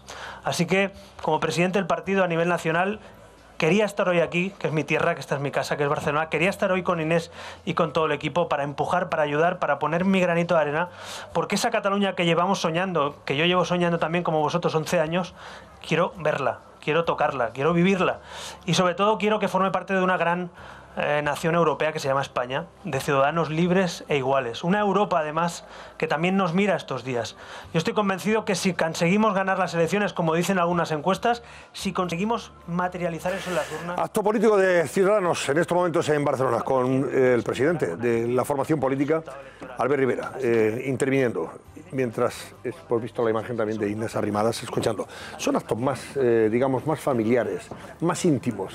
No son ya estos grandes actos de reunir a mucha gente para abrir la campaña. Es una cosa más discretita, pero bueno, son mediáticas, darle el arranque oficial por la televisión. Y es que además a Rivera no le pega nada el tono mitinero de chillar, de que tenemos asociado a los grandes partidos. A él le va muchísimo más esto y yo creo que se expresa mucho mejor. Y es también el perfil de Ciudadanos, sus actos políticos, como cuando se presentaron a nivel nacional, fueron en un teatro explicando su programa, o sea, tiene otro perfil completamente distinto del clásico del mitin de campaña de otros partidos. El bocadillo en el autobús, llenar las plazas, claro. A ver si tenemos oportunidad de conectar después con PSC y con Partido Popular también, y así damos una batida general por el comienzo de esta campaña electoral en Cataluña ante las elecciones del 21 de diciembre. Susana Ollero, junto al doctor Tocabens, que tiene cosas muy interesantes que contarnos hoy, Tocabens, de Laboratorios Astafarma.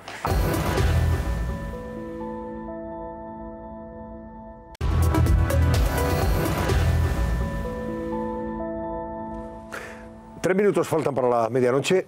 Decíamos antes de conectar con el mitin del PSD, es imposible eso, porque el señor Iceta ya cerró su primer acto de campaña a eso de las 8 de la tarde, ¿verdad, Verónica? Sí, ellos, bueno... Además en Badalona ha sido, ¿no? Ha sido creo que en Badalona, ha hecho un mitin que no ha esperado a las 12 porque seguramente mañana debe tener las primeras entrevistas matinales y los primeros desayunos, y es cierto que antes tenía cierto sentido esperar hasta las 12, pero ahora lo importante es que Miquel ha metido el corte en los informativos de las 9, hemos estado hablando aquí en este programa y el resto ya será para mañana, pero mañana ya la agenda ya la habrán marcado las entrevistas de radio de la mañana. El voto, tú puedes empezar en un acto político de campaña, vamos, 3, 4 y 5 horas antes de que arranque oficialmente. Y 3 semanas antes. Y 2 meses antes. Y 2 meses antes. Ahora, en fin, es una broma esto, sí. Antes se trataba de llenar un estadio, si tú lo decías antes. Ahora las horas te las marcan las citas informativas en la tele, que es lo que te moviliza tu voto. Ahí lo tienes, claro, sí es verdad, si es que lo hemos visto anteriormente ya bailando. Ese era el acto, efectivamente, de esta tarde. Nada, desde aquí le vamos a decir a Miquel que desoiga a sus asesores y que siga bailando, porque es verdad que eso le ayudó muchísimo en las pasadas elecciones, se dio a conocer, todo el mundo le vio de un lado más amable, más humano, más dicharachero, y también cuando estamos en climas de tantísima tensión, que haya algo que lo descomprima un poquito, pues casi que se agradece, distender, ¿no? ¿verdad? Distender el ambiente. Vamos a ver, Sala Bikini de Barcelona, ahí está el PP. A ver si ahora... Sí, me dicen que García Albiol es el que está interviniendo en estos momentos, que es el candidato del Partido Popular, por supuesto. Y cada uno de nosotros, que es el orgullo de Cataluña y que es el orgullo de España. El Partido Popular. Muchas gracias.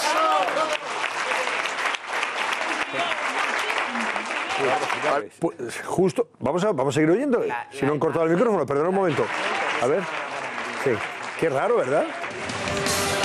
Pero la puesta en escena, estamos saliendo en estos momentos, sí, vale, mira, la puesta en escena es un poco rara, ¿no? Es que es una especie de balcón lo que han colocado. Es un balcón, como si fuera un balcón de Cataluña, donde donde están las banderas de España y Cataluña, y lo que quieren evidenciar, pues que los balcones ahora ya no solo está la bandera estelada. Que puedan también colocar la bandera española sin miedo, ¿no? Eso es. Lo que pasa que sí que es cierto que parece como un patio andaluz. Parece que va a salir. Bueno, amigo mío, mira, esa es la sorpresa. Ya es otra cosa, ya cuando desvelas el cartel. Claro. Porque han estado las dos banderas ahí presidiendo el acto. Parecen unas rejas, ¿eh? Claro. Sí, y ahora aparece ya el cartel electoral de García Albiol. Bueno, es que esto, ¿sabes lo que pasa? Que siempre pues quieren innovar, ¿no? Y entonces, bueno, pues lo del cartel virtual ya no nos vale y han decidido alguien que, bueno, pues que... Verónica, está diciendo, García Albiol le estaba diciendo a Levy, ¿era, no?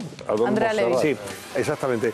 Le estaba comentando a Andrea Levy, dice, justo a las 12 en punto hemos abierto la campaña. Míralo, cuando se han bajado las banderas, se han retirado la bandera y ha aparecido el cartel electoral. Ya se puede pedir el voto. España es la solución. Este sí está todo en castellano, ¿eh? Sí, Verónica, el anterior iba en catalán. Sí, este sí que está todo en castellano. Supongo que harán varios artes finales, ¿no? Que son cada una de las aplicaciones y, bueno, en función de las necesidades harán uno u otro. Pero, bueno, es verdad que mañana esta será la imagen en los matinales, pero mañana la agenda ya ha cambiado, ¿no? Y el hecho de relegar a los militantes, que además son los que tienen que mañana hacer campaña, ir a los mercados, hacerlos acostar tan tarde, bueno, pues yo creo que esto entre todos lo tendríamos que ir cambiando para conciliar, muy importante este verbo, también en política, que en política se concilia poco. Mira, de la Sala Bikini de Barcelona vamos a otro punto de la ciudad condal donde está abriendo campaña. Mira quién es. Juntos por Cataluña, el candidato de Juntos por Cataluña es Puigdemont. No sé si es una conexión en directo con Bruselas o es un vídeo que ha grabado para el meeting. Conexión en directo desde Bruselas. O es un doble. Pero de hecho, eso cuesta un envía dineral. una señal a una pantalla que es del lugar donde se está celebrando el acto. Antonio, Junts per Catalunya hacía el acto en MediaPro. No sé si os acordáis aquella sala de prensa del 1 de octubre. Pues esa es la razón, claro. Eso es. Entonces allí tienen los medios técnicos que supongo que, bueno, pues que pagarán la campaña, a lo mejor. Oye, es una pasta, la conexión esa. Sí, eso, Antonio, Virginia, ¿cuánto costaría una conexión con Bruselas en estas circunstancias? Hazme el cálculo. Si ahora nos hace mucho el dinero, ¿verdad? Mucho dinero. En esto empieza así la campaña, acaba al estilo Macron como holograma en el cierre. Bueno, es que, no lo descartes. De hecho, el tema de los hologramas, fíjate, hace poco estuve con un estudiante que hizo una tesis doctoral, se llama Budiño, sobre cómo podrían ser las campañas electorales con hologramas, con personas que no fueran... Y aparte la tecnología tampoco es tan cara, lo que pasa es que se hace con vídeo, no con señal en directo. Y es cierto, de momento, claro, y es cierto, pues bueno, que él va a tener que gastarse una pasta en la recepción, porque si hace las conexiones en directo, pues bueno, esto es muy caro. Lo que pasa que más caro es creo yo, no tener libertad, que este señor en estos momentos sí que la tiene. Sí, eso es. Bueno, pues esto del coste, Antonio, el comienzo de la depende de la calidad de la señal. Sí. Puede ser. No, la señal era fantástica. Por eso, desde Bruselas, desde un plató, no sabemos si probablemente estuvieran en un plató. Sí, probablemente no. Vamos a ver, si haces un FTP normal y corriente, eso pues, está tirado. Ahora, si está iluminado, con una muy buena calidad, que parece 4K, etcétera. Sí que todavía el señor Puigdemont en pantalla. Con una trasera que está diseñada con los colores del partido y demás. Esto es muy profesional. Sí, eso está muy bien trabajado. Están en teoría auditados, hasta el último euro que gasten tienen que notificarlo al Tribunal de Cuentas para que se Eso es directo, desde esa sala de Mediapro, dices. Sí, esto es en Mediapro Barcelona, que bueno, pues han anunciado que su campaña iniciaría allí. Y es para cierto, posibilitar la conexión, lógicamente, con bueno, Bruselas, supongo con que ellos tienen los medios técnicos Sí. para posibilitar la conexión. Claro. Pero ya veis que la imagen de Puigdemont y su nombre lo inunda absolutamente todo, porque va a ser la campaña, es decir, han escondido su marca, no es la lista del PDeCAT, es la lista de Junts per Catalunya. Puigdemont es quien centra absolutamente todo y como ha salido publicado y hemos comentado, con muchas discrepancias con el PDeCAT, porque en esta campaña quien la lidera y quien la dirige es el señor Puigdemont desde Bruselas. Y recordemos que el señor Puigdemont está en Bruselas, pero en cuanto pise España va a irse directamente a prisión, eso es indudable, y va a ser juzgado. Y posteriormente es probable que ni siquiera tome posesión de su escaño, porque va a ser elegido, lógicamente, al ser cabeza de cartel, será elegido el 21 de diciembre, será diputado electo, pero tendrá que responder ante la justicia y creo que no va a tener mucha posibilidad de desarrollarla, de estar presente en la legislatura. Vamos, eso es lo que... Pero sí tiene la posibilidad de coger el acta de diputado, bueno, coger el acta de diputado aunque sí en Bruselas. Y luego vuelve. Siendo el Tribunal Supremo el que está ya, en fin... podría ir a buscar su acta de diputado. Instruyendo la causa, es evidente que el señor Llarena lo va a mandar a prisión, pero volando. Hablando de prisión, 2 años de prisión le han caído al que fue consejero de la Comunidad de Madrid, a Francisco Granados, en la primera sentencia del caso Púnica. El exconsejero madrileño, según la sentencia, se benefició de un chivatazo de la investigación para destruir pruebas y ha sido condenado a esos 2 años de prisión. Javier Chicote nos va a dar detalles enseguida, pero antes cuéntanos la sentencia. Susana Ollero. Pues sí, Antonio, condenado por chivatazo. La Audiencia Nacional ha condenado a 2 años de cárcel al exconsejero de la Comunidad de Madrid, Francisco Granados, y además el tribunal también ha condenado a 2 años de cárcel al guardia civil José Manuel Rodríguez Talamino y a 1 año y medio también de cárcel al también agente de la Guardia Civil José Luis Caro Vinagre. ¿Por qué se les condena? Bueno, pues resumiendo, a Granados y Caro Vinagre por aprovecharse de la información que les pasaron en ese chivatazo y a Talamino por dar ese chivatazo, esa información. Los hechos ocurrieron el 5 de septiembre de 2014. ¿Qué sucedió exactamente aquel día? Pues como vemos, el guardia civil Talamino le cuenta a Granados durante las fiestas de Valdemoro que la UCO, la Unidad Central Operativa de la Guardia Civil, vigilaba el despacho de Marjaliza, de David Marjaliza, que era socio de Granados, para investigar el pago de comisiones ilegales. Al día siguiente, el 6 de septiembre de ese 2014, Granados le pide al exagente de la Guardia Civil, que estaba en excedencia, Caro Vinagre, que estaba contratado en ese momento como asesor de seguridad por la Comunidad de Madrid, que se entreviste de nuevo con Talamino para obtener más información de este chivatazo. Y lo hace ese mismo 6 de septiembre de hace 3 años. ¿Qué sucede entonces? Pues que gracias a esta filtración, David Marjaliza destruye pruebas, destruye facturas de regalos y contratos que implican a Granados en esos casos de corrupción, en la adjudicación de estos contratos. Además, los dos, tanto Marjaliza como Granados, ocultan dinero en metálico que luego encontrarían parte, no todos los investigadores, como ese maletín, famoso maletín que Granados los escondía en el armario de sus suegros, con más de 900.000 euros. Y es esto último precisamente lo que los magistrados atañen y lo convierten en un delito agravado. ¿Por qué? Porque gracias a ese chivatazo no se puede recuperar ese dinero de contratos públicos que procedían de esas adjudicaciones de obras y servicios, por lo que los jueces consideran que el chivatazo comete un intenso daño a la causa pública. Y como muy bien has dicho, Antonio, hay que recordar que se trata de la primera sentencia del caso Púnica y que además la investigación principal sigue abierta, sigue en marcha. Que son 16 piezas las que hay abiertas sobre este caso. Dime una cosa, Javier, ¿por qué Marjaliza aquí no ha tenido nada que ver, habiendo sido el que destruyó las pruebas? Marjaliza, no tiene ninguna responsabilidad penal. Marjaliza ha pactado con la Fiscalía Anticorrupción y está cantando. Y Marjaliza ha sido una de las pruebas fundamentales de este juicio. Recordaréis, Marjaliza dijo en el juicio que cuando se produce el chivatazo queman 3 carros de Carrefour llenos de papeles. Y Granados va a verle, que no solía ir a verle, solía hacerlo por teléfono, va a verle y le dice en persona que se deshaga de todo y que lo queme en un día de niebla para que no se vea el humo. Falta un documento esencial que habría sido buenísimo para la investigación de la Púnica, y es que Marjaliza tenía un cuaderno en el que apuntaba las prebendas, los sobornos a los políticos, al que le pagaban los hoteles, los yates en Marbella. Ese documento es uno de los que se queman. La UCO hizo muy bien esta investigación, se enfadaron mucho porque era un propio compañero, Talamino trabajaba en la UCO, entonces en fiestas de Valdemoro coincide con Granados y le dice, oye, cuidado que con el despacho de Marjaliza, que lo tenía en Pinto, han colocado una cámara porque querían ver quién entraba a ver a Marjaliza.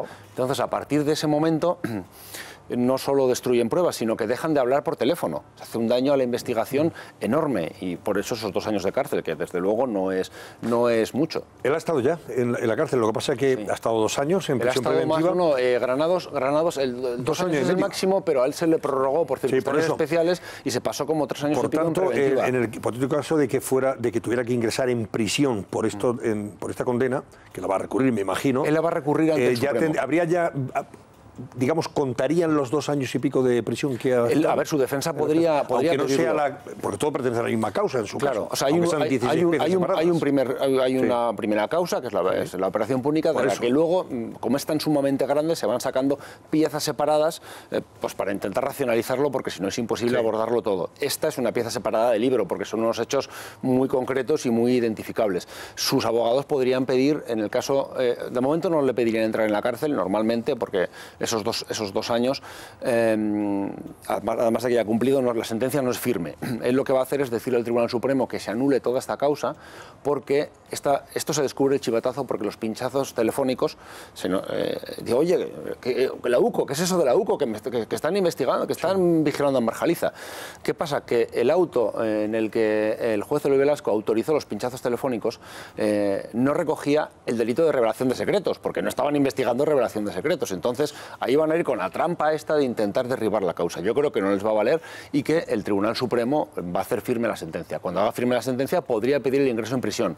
Y ahí sus abogados sí podrían decir, oiga, me lo descuenten de estos 2 años y medio. Porque son 2 años y medio. Pero bueno, no nos preocupemos, va a haber muchos años para descontar. La causa dio un cambio totalmente definitivo con ese maletín. Él esconde el dinero, por cierto, exclusiva que dimos en ABC, que había aparecido ese dinero, ese maletín, porque lo que le faltaba a la causa, que se ha hecho una investigación enorme por parte de las 2 fiscales anticorrupción y de la UCO, es dónde está la pasta de Granados, dónde está el dinero de Granados. Y el día que en casa de sus suegros, en un altillo, aparecen 900.000 euros, eso es definitivo. Él dice que era su dinero de cuando se dedicaba a invertir en bolsa, por aquí.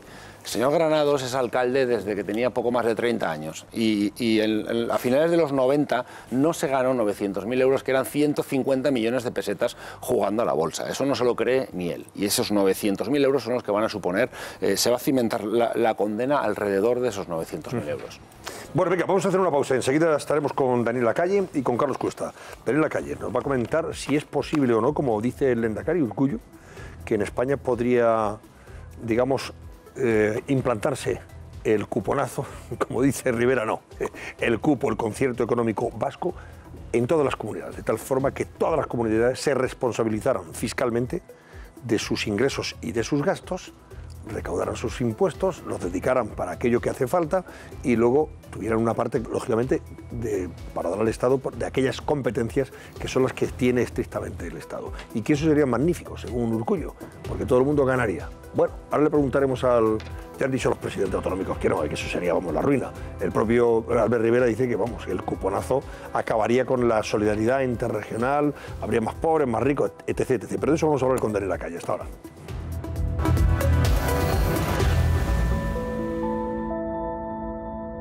Pero antes saludamos al economista Daniel Lacalle. Buenas noches, Daniel. Muy buenas noches, ¿cómo estás, Antonio? Encantado de saludarte. ¿Cómo va el libro, por cierto? El libro va estupendo, ya estamos en la tercera edición, ¿eh? Además, lo has presentado incluso en Barcelona. Hombre, como incluso. En olor de multitud.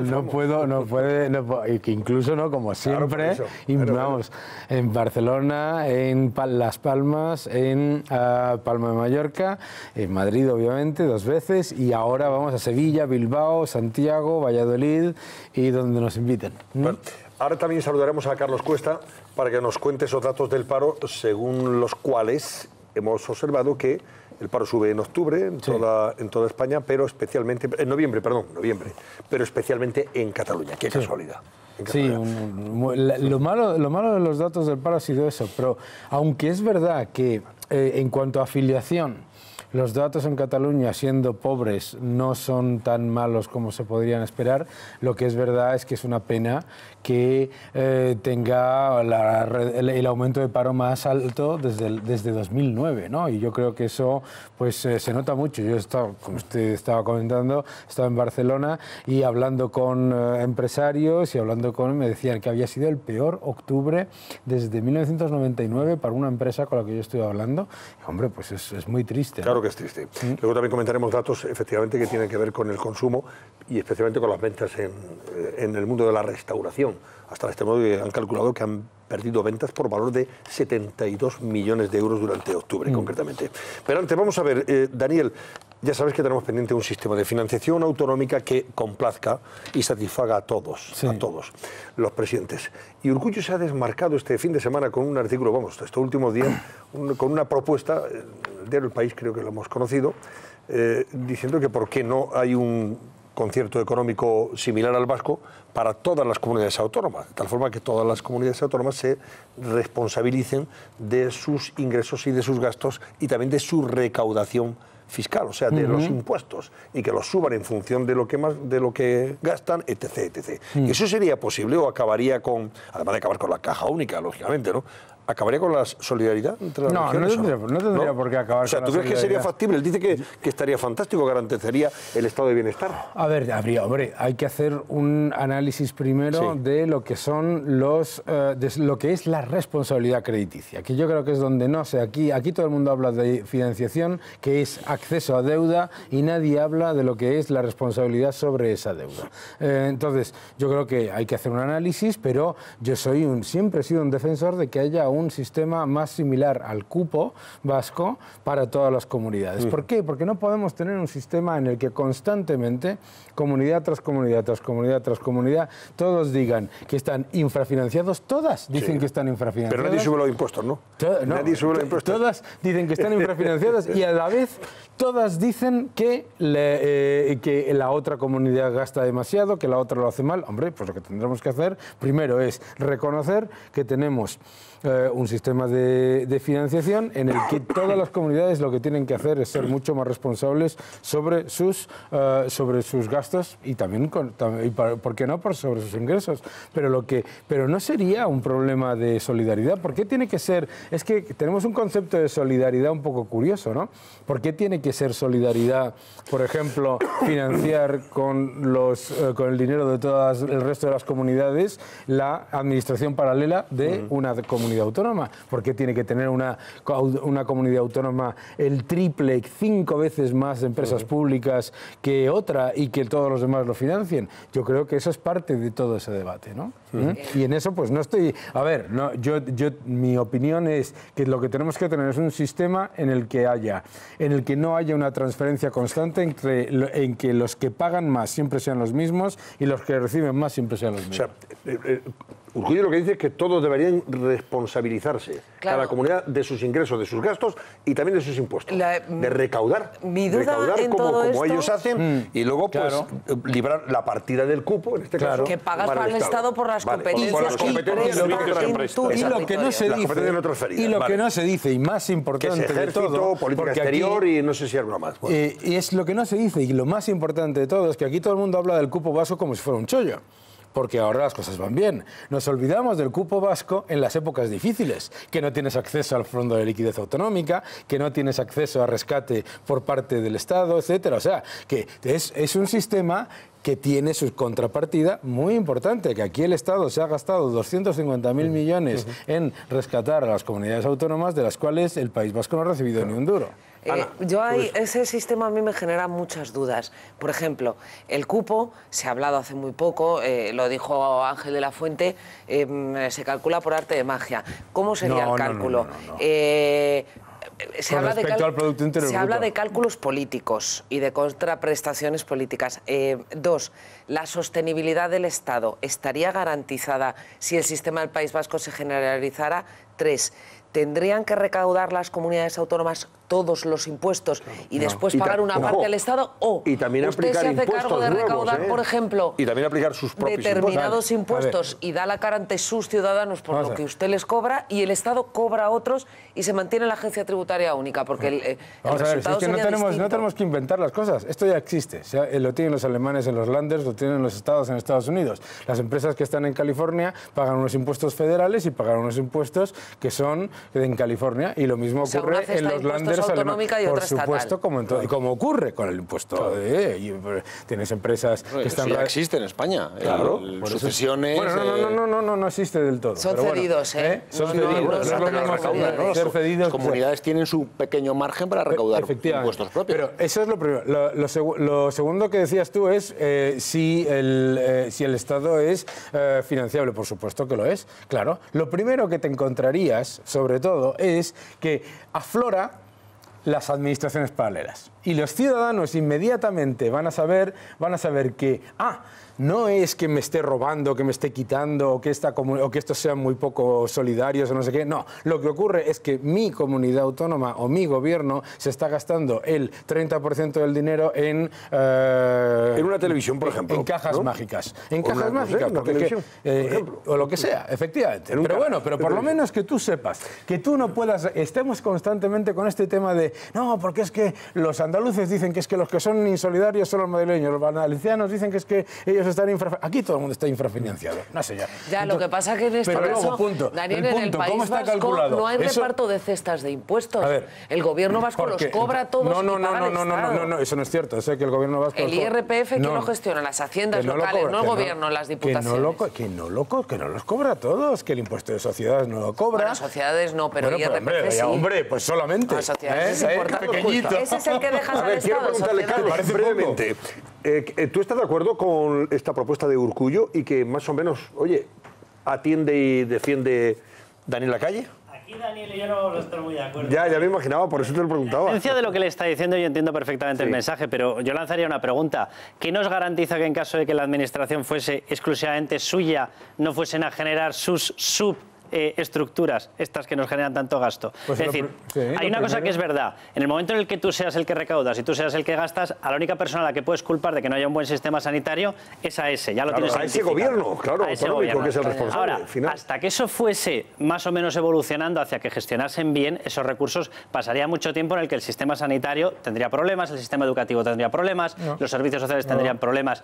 O sea, el problema que le veo al cupo vasco es que tal y como se definió, y yo creo que por eso lo lanza con esa alegría el señor Urkullu, se definió y de hecho las primeras discusiones fueron, vale, nos cabe porque solamente pesan un 6% del PIB.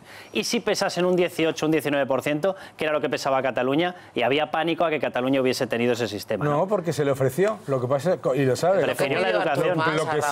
Lo que sabes, como tú bien sabes, es que se le ofreció el cupo, el equivalente al cupo vasco a Cataluña, y la administración de Pujol dijo, no lo queremos porque preferimos la transferencia de la educación y la sanidad a cambio de continuar siendo financiados por el Estado. Lo que dice Daniel, a largo plazo, yo creo que sí que es el modelo. Es decir, los ciudadanos tienen que tener muy claro cuál es el referente suyo de gestión. Es decir, cuando algo falla, ¿a quién le tienen que culpar? Y es verdad que en estos momentos en la administración española te falla algo. No sé, los servicios sociales, la acogida de inmigrantes. La gente empieza a mirar y no sabe muy bien si es del alcalde, si es del presidente de la comunidad autónoma, no sabe si es del presidente del gobierno, no sabe si es del ministro de Sanidad, no sabe, y al final eso te genera una falta de responsabilidad muy clara. Claro, lo que dice Carlos es, oye, pero entonces se generarían los mismos incentivos perversos. Lo que no podemos tener es paternalismo fiscal. Si usted lo que dice es, oiga, nosotros lo que queremos aquí es tener una administración paralela de 6.700 millones de euros, estupendo, pero que no la pague yo.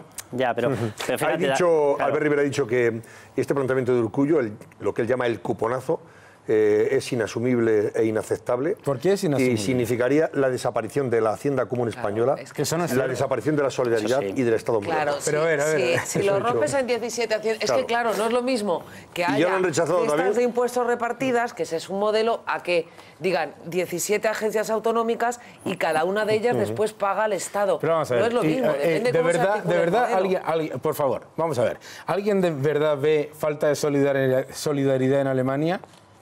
Pero ¿y en el País Vasco y en Navarra con el resto de España? Pero Daniel, fíjate. A ver, es que yo lo que no acepto... No, si yo ahí comparto tu criterio. Es que yo lo que no acepto es que se hable de solidaridad como donación. Sí, yo ahí comparto tu criterio. La solidaridad es que nosotros tenemos una serie de gastos comunes en los que todos participamos, entre ellos la seguridad social, todo esto fenomenal, no hay ningún problema. Y otra cosa es la donación. La donación es que después de recibir 180.000 millones de transferencias del resto de las comunidades autónomas y de fondos de la Unión Europea, siga siendo la comunidad autónoma que más recibe. Daniel, no puede ser. Daniel, pero déjame que te devuelva una pregunta. Yo en esto que estás diciendo que estoy totalmente de acuerdo, pero ahora te devuelvo la pregunta a Alemania. En Alemania estamos hablando de unas regiones que ellas fueron las primeras en plantear devolvamos competencias porque esto no funciona. Ahora nos lo traemos aquí. ¿Tú te imaginas a nuestras comunidades autónomas poniéndose de acuerdo para decir, puesto que tenemos carreteras radiales, Carlos, pongámonos de acuerdo para seguir financiando? ¿Cómo pasó? ¿Cómo devolvieron esas competencias los Länders en Alemania? No fue por magia, no fue porque lo decidieran unilateralmente. Lo hicieron porque cuando se introdujo el Plan 2000 de Schröder y los recortes que se hicieron, etcétera, etcétera, entre otras cosas, ninguno de los Länders tiene derecho a tener déficit. Y aquí todos están hablando del derecho al déficit. Pues es que lo primero que tiene... Pero es que para eso tendremos que tener un sistema como el del cupo vasco. Bueno, en cualquier caso, Daniel, los presidentes de Andalucía, Galicia, Castilla, León, Castilla-La Mancha, Asturias, Extremadura y La Rioja han rechazado la propuesta de... A que no sorprende. Carlos, vamos a ver, datos del paro en noviembre. No te vayas todavía, Daniel. Datos del paro en noviembre registra su mayor subida desde el año 2009 en Cataluña. Sube en toda España, pero en Cataluña registra la mayor subida del paro. Hay que poner a todo esto una especie de paréntesis o de matiz, es decir, noviembre es un mes de subida del paro, ¿vale? Y el dato que se ha registrado de subida del paro en España es 1/3 de la subida del año anterior. Lo digo para que vayamos poniéndonos en antecedentes, es decir, este dato, por mucho que esté marcado en rojo, es un buen dato. Pero ahora vamos a seguir con eso que tú estabas mencionando, Antonio, que es muy importante. ¿Dónde se ha disparado claramente por encima del resto? Bueno, pues donde se ha disparado claramente por encima del resto es en Cataluña.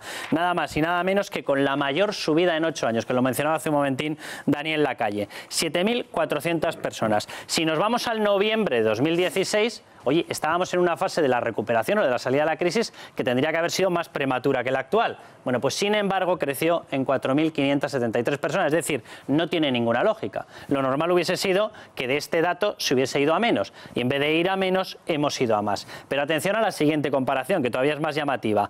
¿Dónde se ha disparado este paro? En toda España. En Cataluña, 7.400 personas. Vámonos al dato de crecimiento en toda España. 7.255.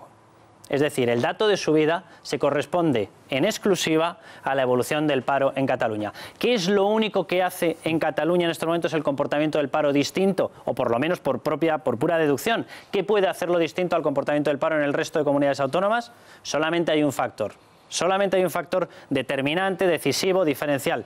El golpe, el 1 de octubre, el desafío separatista, etcétera, etcétera, como lo queramos llamar. Es decir, es lo único que ha ocurrido. Y eso único que ha ocurrido es tan importante como que te genera la seguridad jurídica suficiente para empezar a espantar a empresas. Espantar a empresas, espantar proyectos de captación de inversión y cuidado, espantar el propio desarrollo de la economía. Es decir, las propias empresas que ya estaban, aunque no se hayan marchado, lógicamente están con un sentimiento de cautela y esa cautela hace que inviertan menos. Cuando inviertes menos, generas menos empleo. Cuando generas menos empleo, te pasa esto. Menos contratos temporales también, evidentemente. Esto es una cuestión que la hemos estado hablando, Antonio, en el programa. Sí. Y lo estábamos advirtiendo y decíamos, esto no va a ser gratis. Es decir, la salida de las empresas va a traer, o por la salida, o por la no generación de empleo, va a traer paro. Son datos de noviembre, pero claro, que es que una de las cosas malas es la tendencia. O sea, aquí lo que siempre analizamos es la tendencia. O sea, hablamos noviembre, es un mes, en el que siempre tradicionalmente sube el paro, pero ha subido el paro menos de un tercio que en el resto, y sin embargo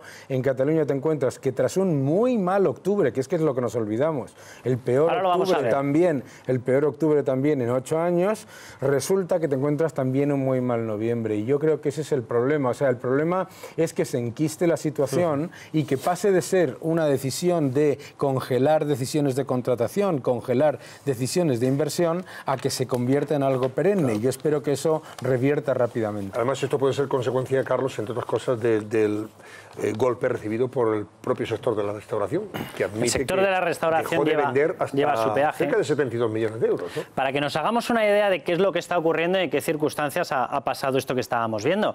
O sea, en España en estos momentos se encadena 8 meses consecutivos con crecimientos interanuales de más de 600.000 personas. 600.000 personas que han salido de las listas del paro. Es muchísimo. Estamos hablando, quitando los días festivos, a una creación promedio de 3.000 puestos de trabajo por día. Es decir, es muchísimo, y en medio de eso ha ocurrido esto que estábamos viendo. Y tú mencionabas, sector restauración, uno de los sectores que enseguida percibe la crisis. Es decir, cuando la gente no tiene para pagar alguna cosa, no va a dejar de pagar el colegio, no va a dejar de pagar la calefacción. ¿Qué deja de pagar? Pues lógicamente algún tipo de lujo, el salir, el tomarse una copa, el ir a comer, etcétera, etcétera. ¿Qué ha ocurrido en los bares en Cataluña? Que es un termómetro rapidísimo. Pérdidas de más de 71 millones de euros, prácticamente 72 millones de euros. Atención a los crecimientos. Junio a agosto, más 2,6%. ¿Qué ocurre en octubre? Más 0,1%. Es verdad que hay un pequeño criterio lógicamente estacional, es decir, puedes decir aquí hacía mejor, aquí hacía peor, se sale menos, vale, pero del 2,6 al 0,1 hay una diferencia más que notable. Y ahora vamos a ver la comparativa con lo que ha ocurrido en otros territorios. Bueno, diferencia de crecimiento en el sector restauración entre Madrid y Barcelona. Atención, habitualmente suele haber un punto de diferencia porcentual. ¿A cuánto se nos ha ido? A 6 puntos. 6 veces la diferencia. O sea, en Madrid se vendió un 6% más que, o 6 puntos más, perdón, que en Cataluña. O sea, la evolución del sector hostelería-restauración ha sido 6 veces mejor, o mejor dicho, ha tenido, en vez de los 6 puntos habituales, en vez del punto habitual de diferencia de comportamiento, porque van prácticamente en paralelo, se nos ha ido a 6 puntos de diferencia. ¿Por qué? Pues vuelvo a la pregunta. ¿Solamente hay una explicación? A mí en Barcelona, el miércoles por la noche, un sitio fantástico, estuvimos cenando, nos decían que había sido el peor mes de octubre desde 1999.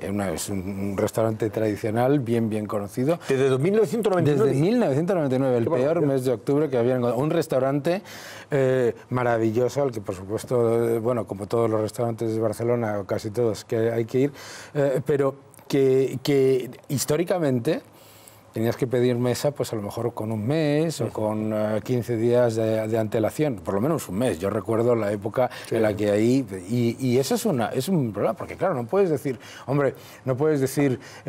pues sí, ha habido un efecto de esa huelga salvaje, de acuerdo, ha habido pero es un problema. Y además es un problema porque, fíjate, tú has mostrado los datos del paro y el de las ventas, pero si adicionalmente le pones el de la afiliación resulta que también ha caído de una manera similar, y eso también pues es, aunque más moderada, pero no se percibe ese efecto mejora. Y yo creo que lo que sí es verdad, y eso sí que hay que decirlo, es que en el momento en el que se restablezca la cordura y la normalidad, la recuperación va a ser, pero no te voy a decir inmediata, que lo vamos a ver de un mes para otro, porque Antonio, eso es lo positivo. A ver, rápidamente que tengo que ir a... Voy a publicidad en breve. Estamos mostrando indicadores que unos son empresariales y otros son puramente particulares, de bolsillo.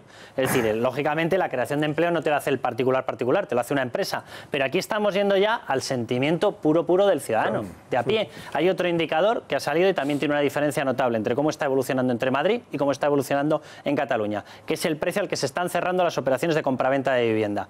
De nuevo, es absolutamente revelador, porque hay una diferencia de 5 o 6 puntos entre uno y otro, solamente puede tener una explicación. Gracias, Carlos Cuesta. Gracias. Muchísimas gracias. Bueno, vamos, antes de repasar los periódicos, una cosa, Lara Gandarillas, a propósito de esta polémica decisión del Ayuntamiento de Madrid de obligar a los ciudadanos que van al centro a hacer sus compras a circular en un sentido u otro, o sea, coger una calle en una única dirección y tienes que tomar la otra por la otra dirección. Carmen de subida y Preciados de bajada, no sé cómo decirlo. Bueno, el caso es que esto ha llegado al extremo de que a una pobre mujer con movilidad reducida, con sus muletas, quería obligar el guardia de turno, porque probablemente así se lo obligó a su vez el concejal responsable de turno, a que diera la vuelta para poder llegar a su casa o donde se dirigiera. Pero vamos a ver, cuéntanos el caso. Sí, se ha hablado sido viral, mucho, además, ¿no? En las redes sociales. Se ha hablado mucho de esta medida en redes sociales, también en la calle, y nada más empezar a aplicarse, hemos tenido la primera consecuencia y la primera reacción también en redes sociales. Como comentabas, Antonio, una mujer que iba desde Sol a un hotel, porque acaba de llegar a Madrid, quiso acercarse a unos poquitos pasos y le frenaron el paso, lo vemos. Acabo de llegar, estoy en el Hotel Europa, que está a 2 pasos, no camino, estoy de la espalda, tengo un problema que no puedo caminar y mire dónde está, pero usted no tiene madre. No es tener madre, ¿vale? Me dan las órdenes y las tengo que cumplir, son para todos. Cuando me digan que la gente... las de raza, Dios mío, y si voy por la calle de atrás... Pues también puede ir. ¿Se me queda más cerca? Usted quiera, yo creo que por ahí no, pero es que no conozco, me queda más cerca. Pues por ahí, mira, la derecha es lo más cercano para usted. Perdón, tiene que pasar por la otra calle. Bueno, esto en ninguna parte del mundo, en ninguna parte del mundo he visto yo esto.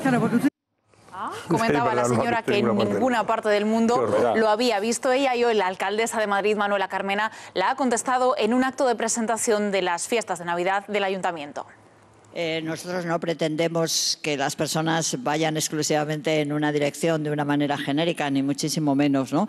Lo que sí nos preocupa mucho es la seguridad. Entonces, en esa medida sí creemos que en aquellos momentos en el que haya una enorme acumulación de personas por esas calles, pues de nuevo los agentes de la Policía Municipal darán las instrucciones de que se siga en una dirección, porque lo que pretendemos es que la Navidad sea esa fiesta magnífica en la que no haya nadie que pueda tener ningún tipo de molestia y muchísimo menos algún tipo de limitación a su integridad física, ¿no? Pues al final, hombre, vamos a ver, esta persona que tiene una movilidad reducida, que la está viendo el guardia de turno, le impide entrar en la calle Preciados. Es que una cosa, claro, bueno, pero hay que aplicar sobre todo una cosa que es el sentido común. Y la lógica, claro, pero vamos a ver, esta mujer que va a un hotel, ¿pero esto qué es? Esto no lo hacían ni en la Unión Soviética. Es tremendo. Yo no sé de qué cabeza ha salido. En fin.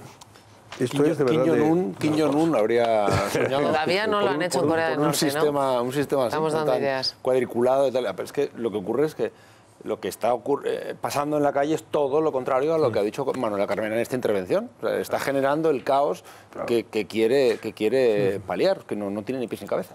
Es tremendo. Por eso ha hecho viral además este vídeo que ha circulado este fin de semana a toda velocidad. Dice, llegamos al extremo y al ridículo extraordinario de ver que una mujer que va con sus muletas no la dejan pasar a su hotel, porque tiene que dar la vuelta por la calle Carmen para llegar hasta Preciados. Tremendo.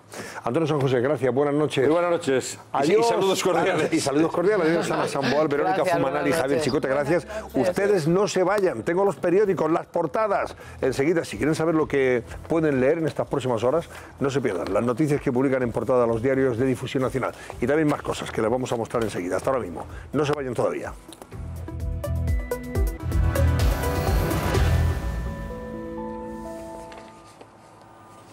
A continuación, les avanzamos las portadas de los principales periódicos que encontrarán mañana en los kioscos. Esta noche, en El Cascabel. Tiempo de contraportada y de portadas de los diarios de hoy martes. Vean ustedes en la portada ABC, se ven a los 4 exconsejeros que han salido de la cárcel esta misma tarde, libres pero bajo vigilancia, es uno de los textos que ilustran la foto. Los 4 hombres, porque las 2 mujeres salieron de la prisión de Alcalá Meco, estos salieron de Estremeras, donde todavía continúan, por cierto, Junqueras, el que fue consejero de Interior, y los 2 Jordis que siguen en Soto del Real. Junqueras, dice el ABC, seguirá en prisión para que no lidere más actos violentos. El juez cree que si libera a los Jordis, al exvicepresidente y al exconsejero Forn, podrían reincidir en la rebelión con consecuencias irreparables. Así lo ha titulado ABC. En su segunda portada, ABC se hace eco de la muerte a los 68 años de quien fue presidente del Congreso y también comisario y vicepresidente de la Comisión Europea, Manuel Marín. Ciudadanos, según la encuesta del CIS, ganaría el 21 de diciembre, pero sin mayorías absolutas claras ese día. Habría empate entre constitucionalistas y separatistas. Sobre el impacto que está teniendo el proceso separatista en el ámbito laboral, el Procés pasa factura en forma de más paro y destrucción de empleo. En el sector turístico, los ingresos de los hoteles de Barcelona caen un 12,5% en Barcelona, y en ayudas públicas el Gobierno pone coto a las subvenciones a la prensa independentista. También destaca en su portada segunda ABC, Sánchez quiere reformar la ley de memoria histórica de Zapatero para exhumar a Franco, y que hoy hemos conocido la primera condena a Granados por la trama púnica, 2 años de cárcel en el caso del chivatazo. Voy con El País. También repite foto de portada del País, similar a la de ABC, desde los 4 consejeros saliendo de la cárcel de Extremera. Me refiero a Raúl Romeva, Carles Mundó, Jordi Turull y Josep Rull. Salen de la prisión de Extremera.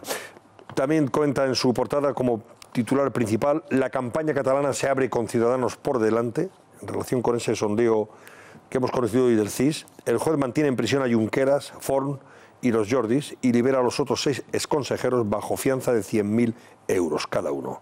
El desempleo en Cataluña registra el peor noviembre desde el año 2009.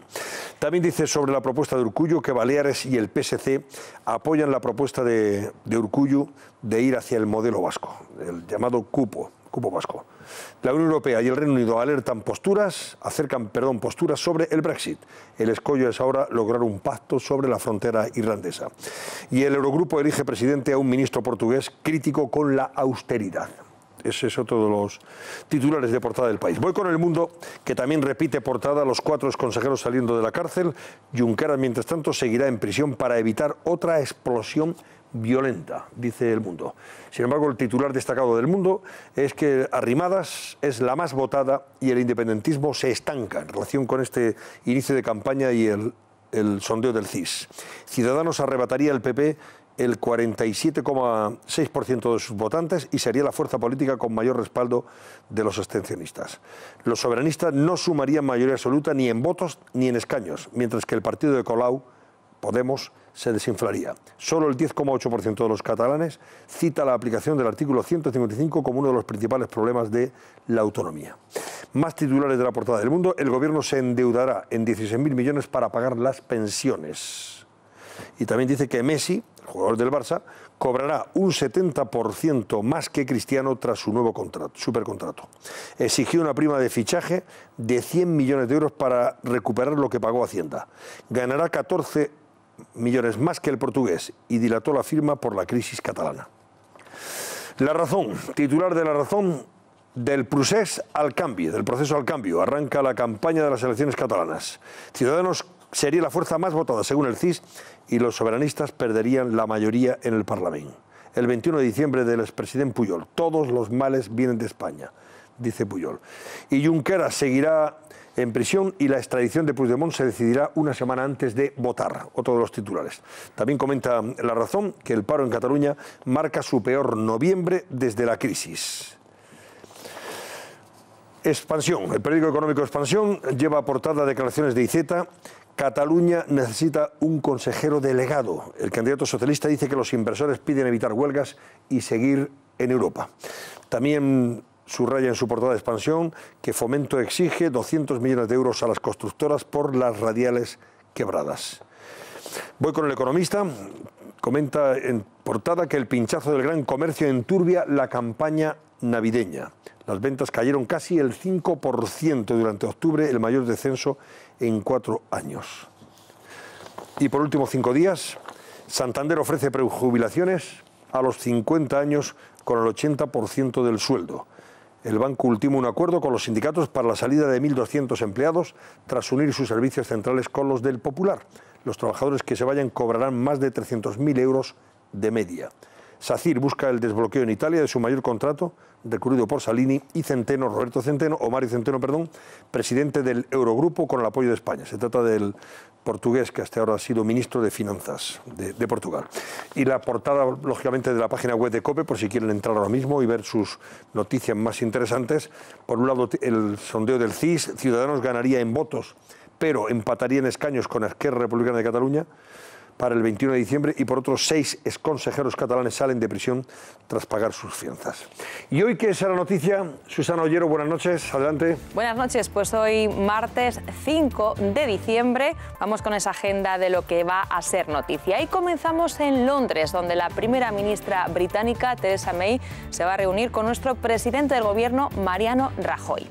Y ya en la capital de España, en Madrid, Julián Sánchez Melgar, magistrado del Supremo y candidato a ser el próximo fiscal general del Estado, en sustitución del fallecido José Manuel Maza, va a comparecer en la Comisión de Justicia del Congreso de los Diputados. Por su parte, la Dirección General de Tráfico, la DGT, pondrá en marcha desde las 3 de la tarde de hoy martes y hasta la medianoche del domingo un dispositivo especial. Se trata de regular esos más de 6,5 millones de desplazamientos que se prevé que va a haber en las carreteras por ese puente de la Constitución y la Inmaculada. Y por último, atención los futboleros, porque a la 1 de la tarde tendrá lugar el sorteo de octavos de final de la Copa del Rey. 16 equipos entran en este sorteo, 12 de Primera División, 2 de Segunda y 2 de Segunda B. Va a ser en la ciudad del fútbol de Las Rozas, en Madrid. Antonio. Muy bien, gracias Susana Ollero. Y algunas de las imágenes que el día nos ha dejado. Lara Cantarillas. Sí, imágenes que además se han hecho virales, ¿no? Mucho, imágenes impactantes. Vamos a comenzar ese repaso en la localidad castellano-manchega de Caudete. Vemos cómo han quedado 4 centros de enseñanza, un instituto, 2 colegios y una guardería. Han tenido que ser evacuados esta mañana por culpa de un terremoto de magnitud 4. La buena noticia es que no ha habido ningún daño personal, pero sí, como vemos, muchos materiales. Caídas de objetos, grietas e incluso trozos de techo se han desprendido. Ese terremoto ha podido sentirse en Alicante y en Valencia. Incluso se trata además del tercer terremoto en la provincia de Albacete en solo 7 días. Antonio, impactante. Muy bien.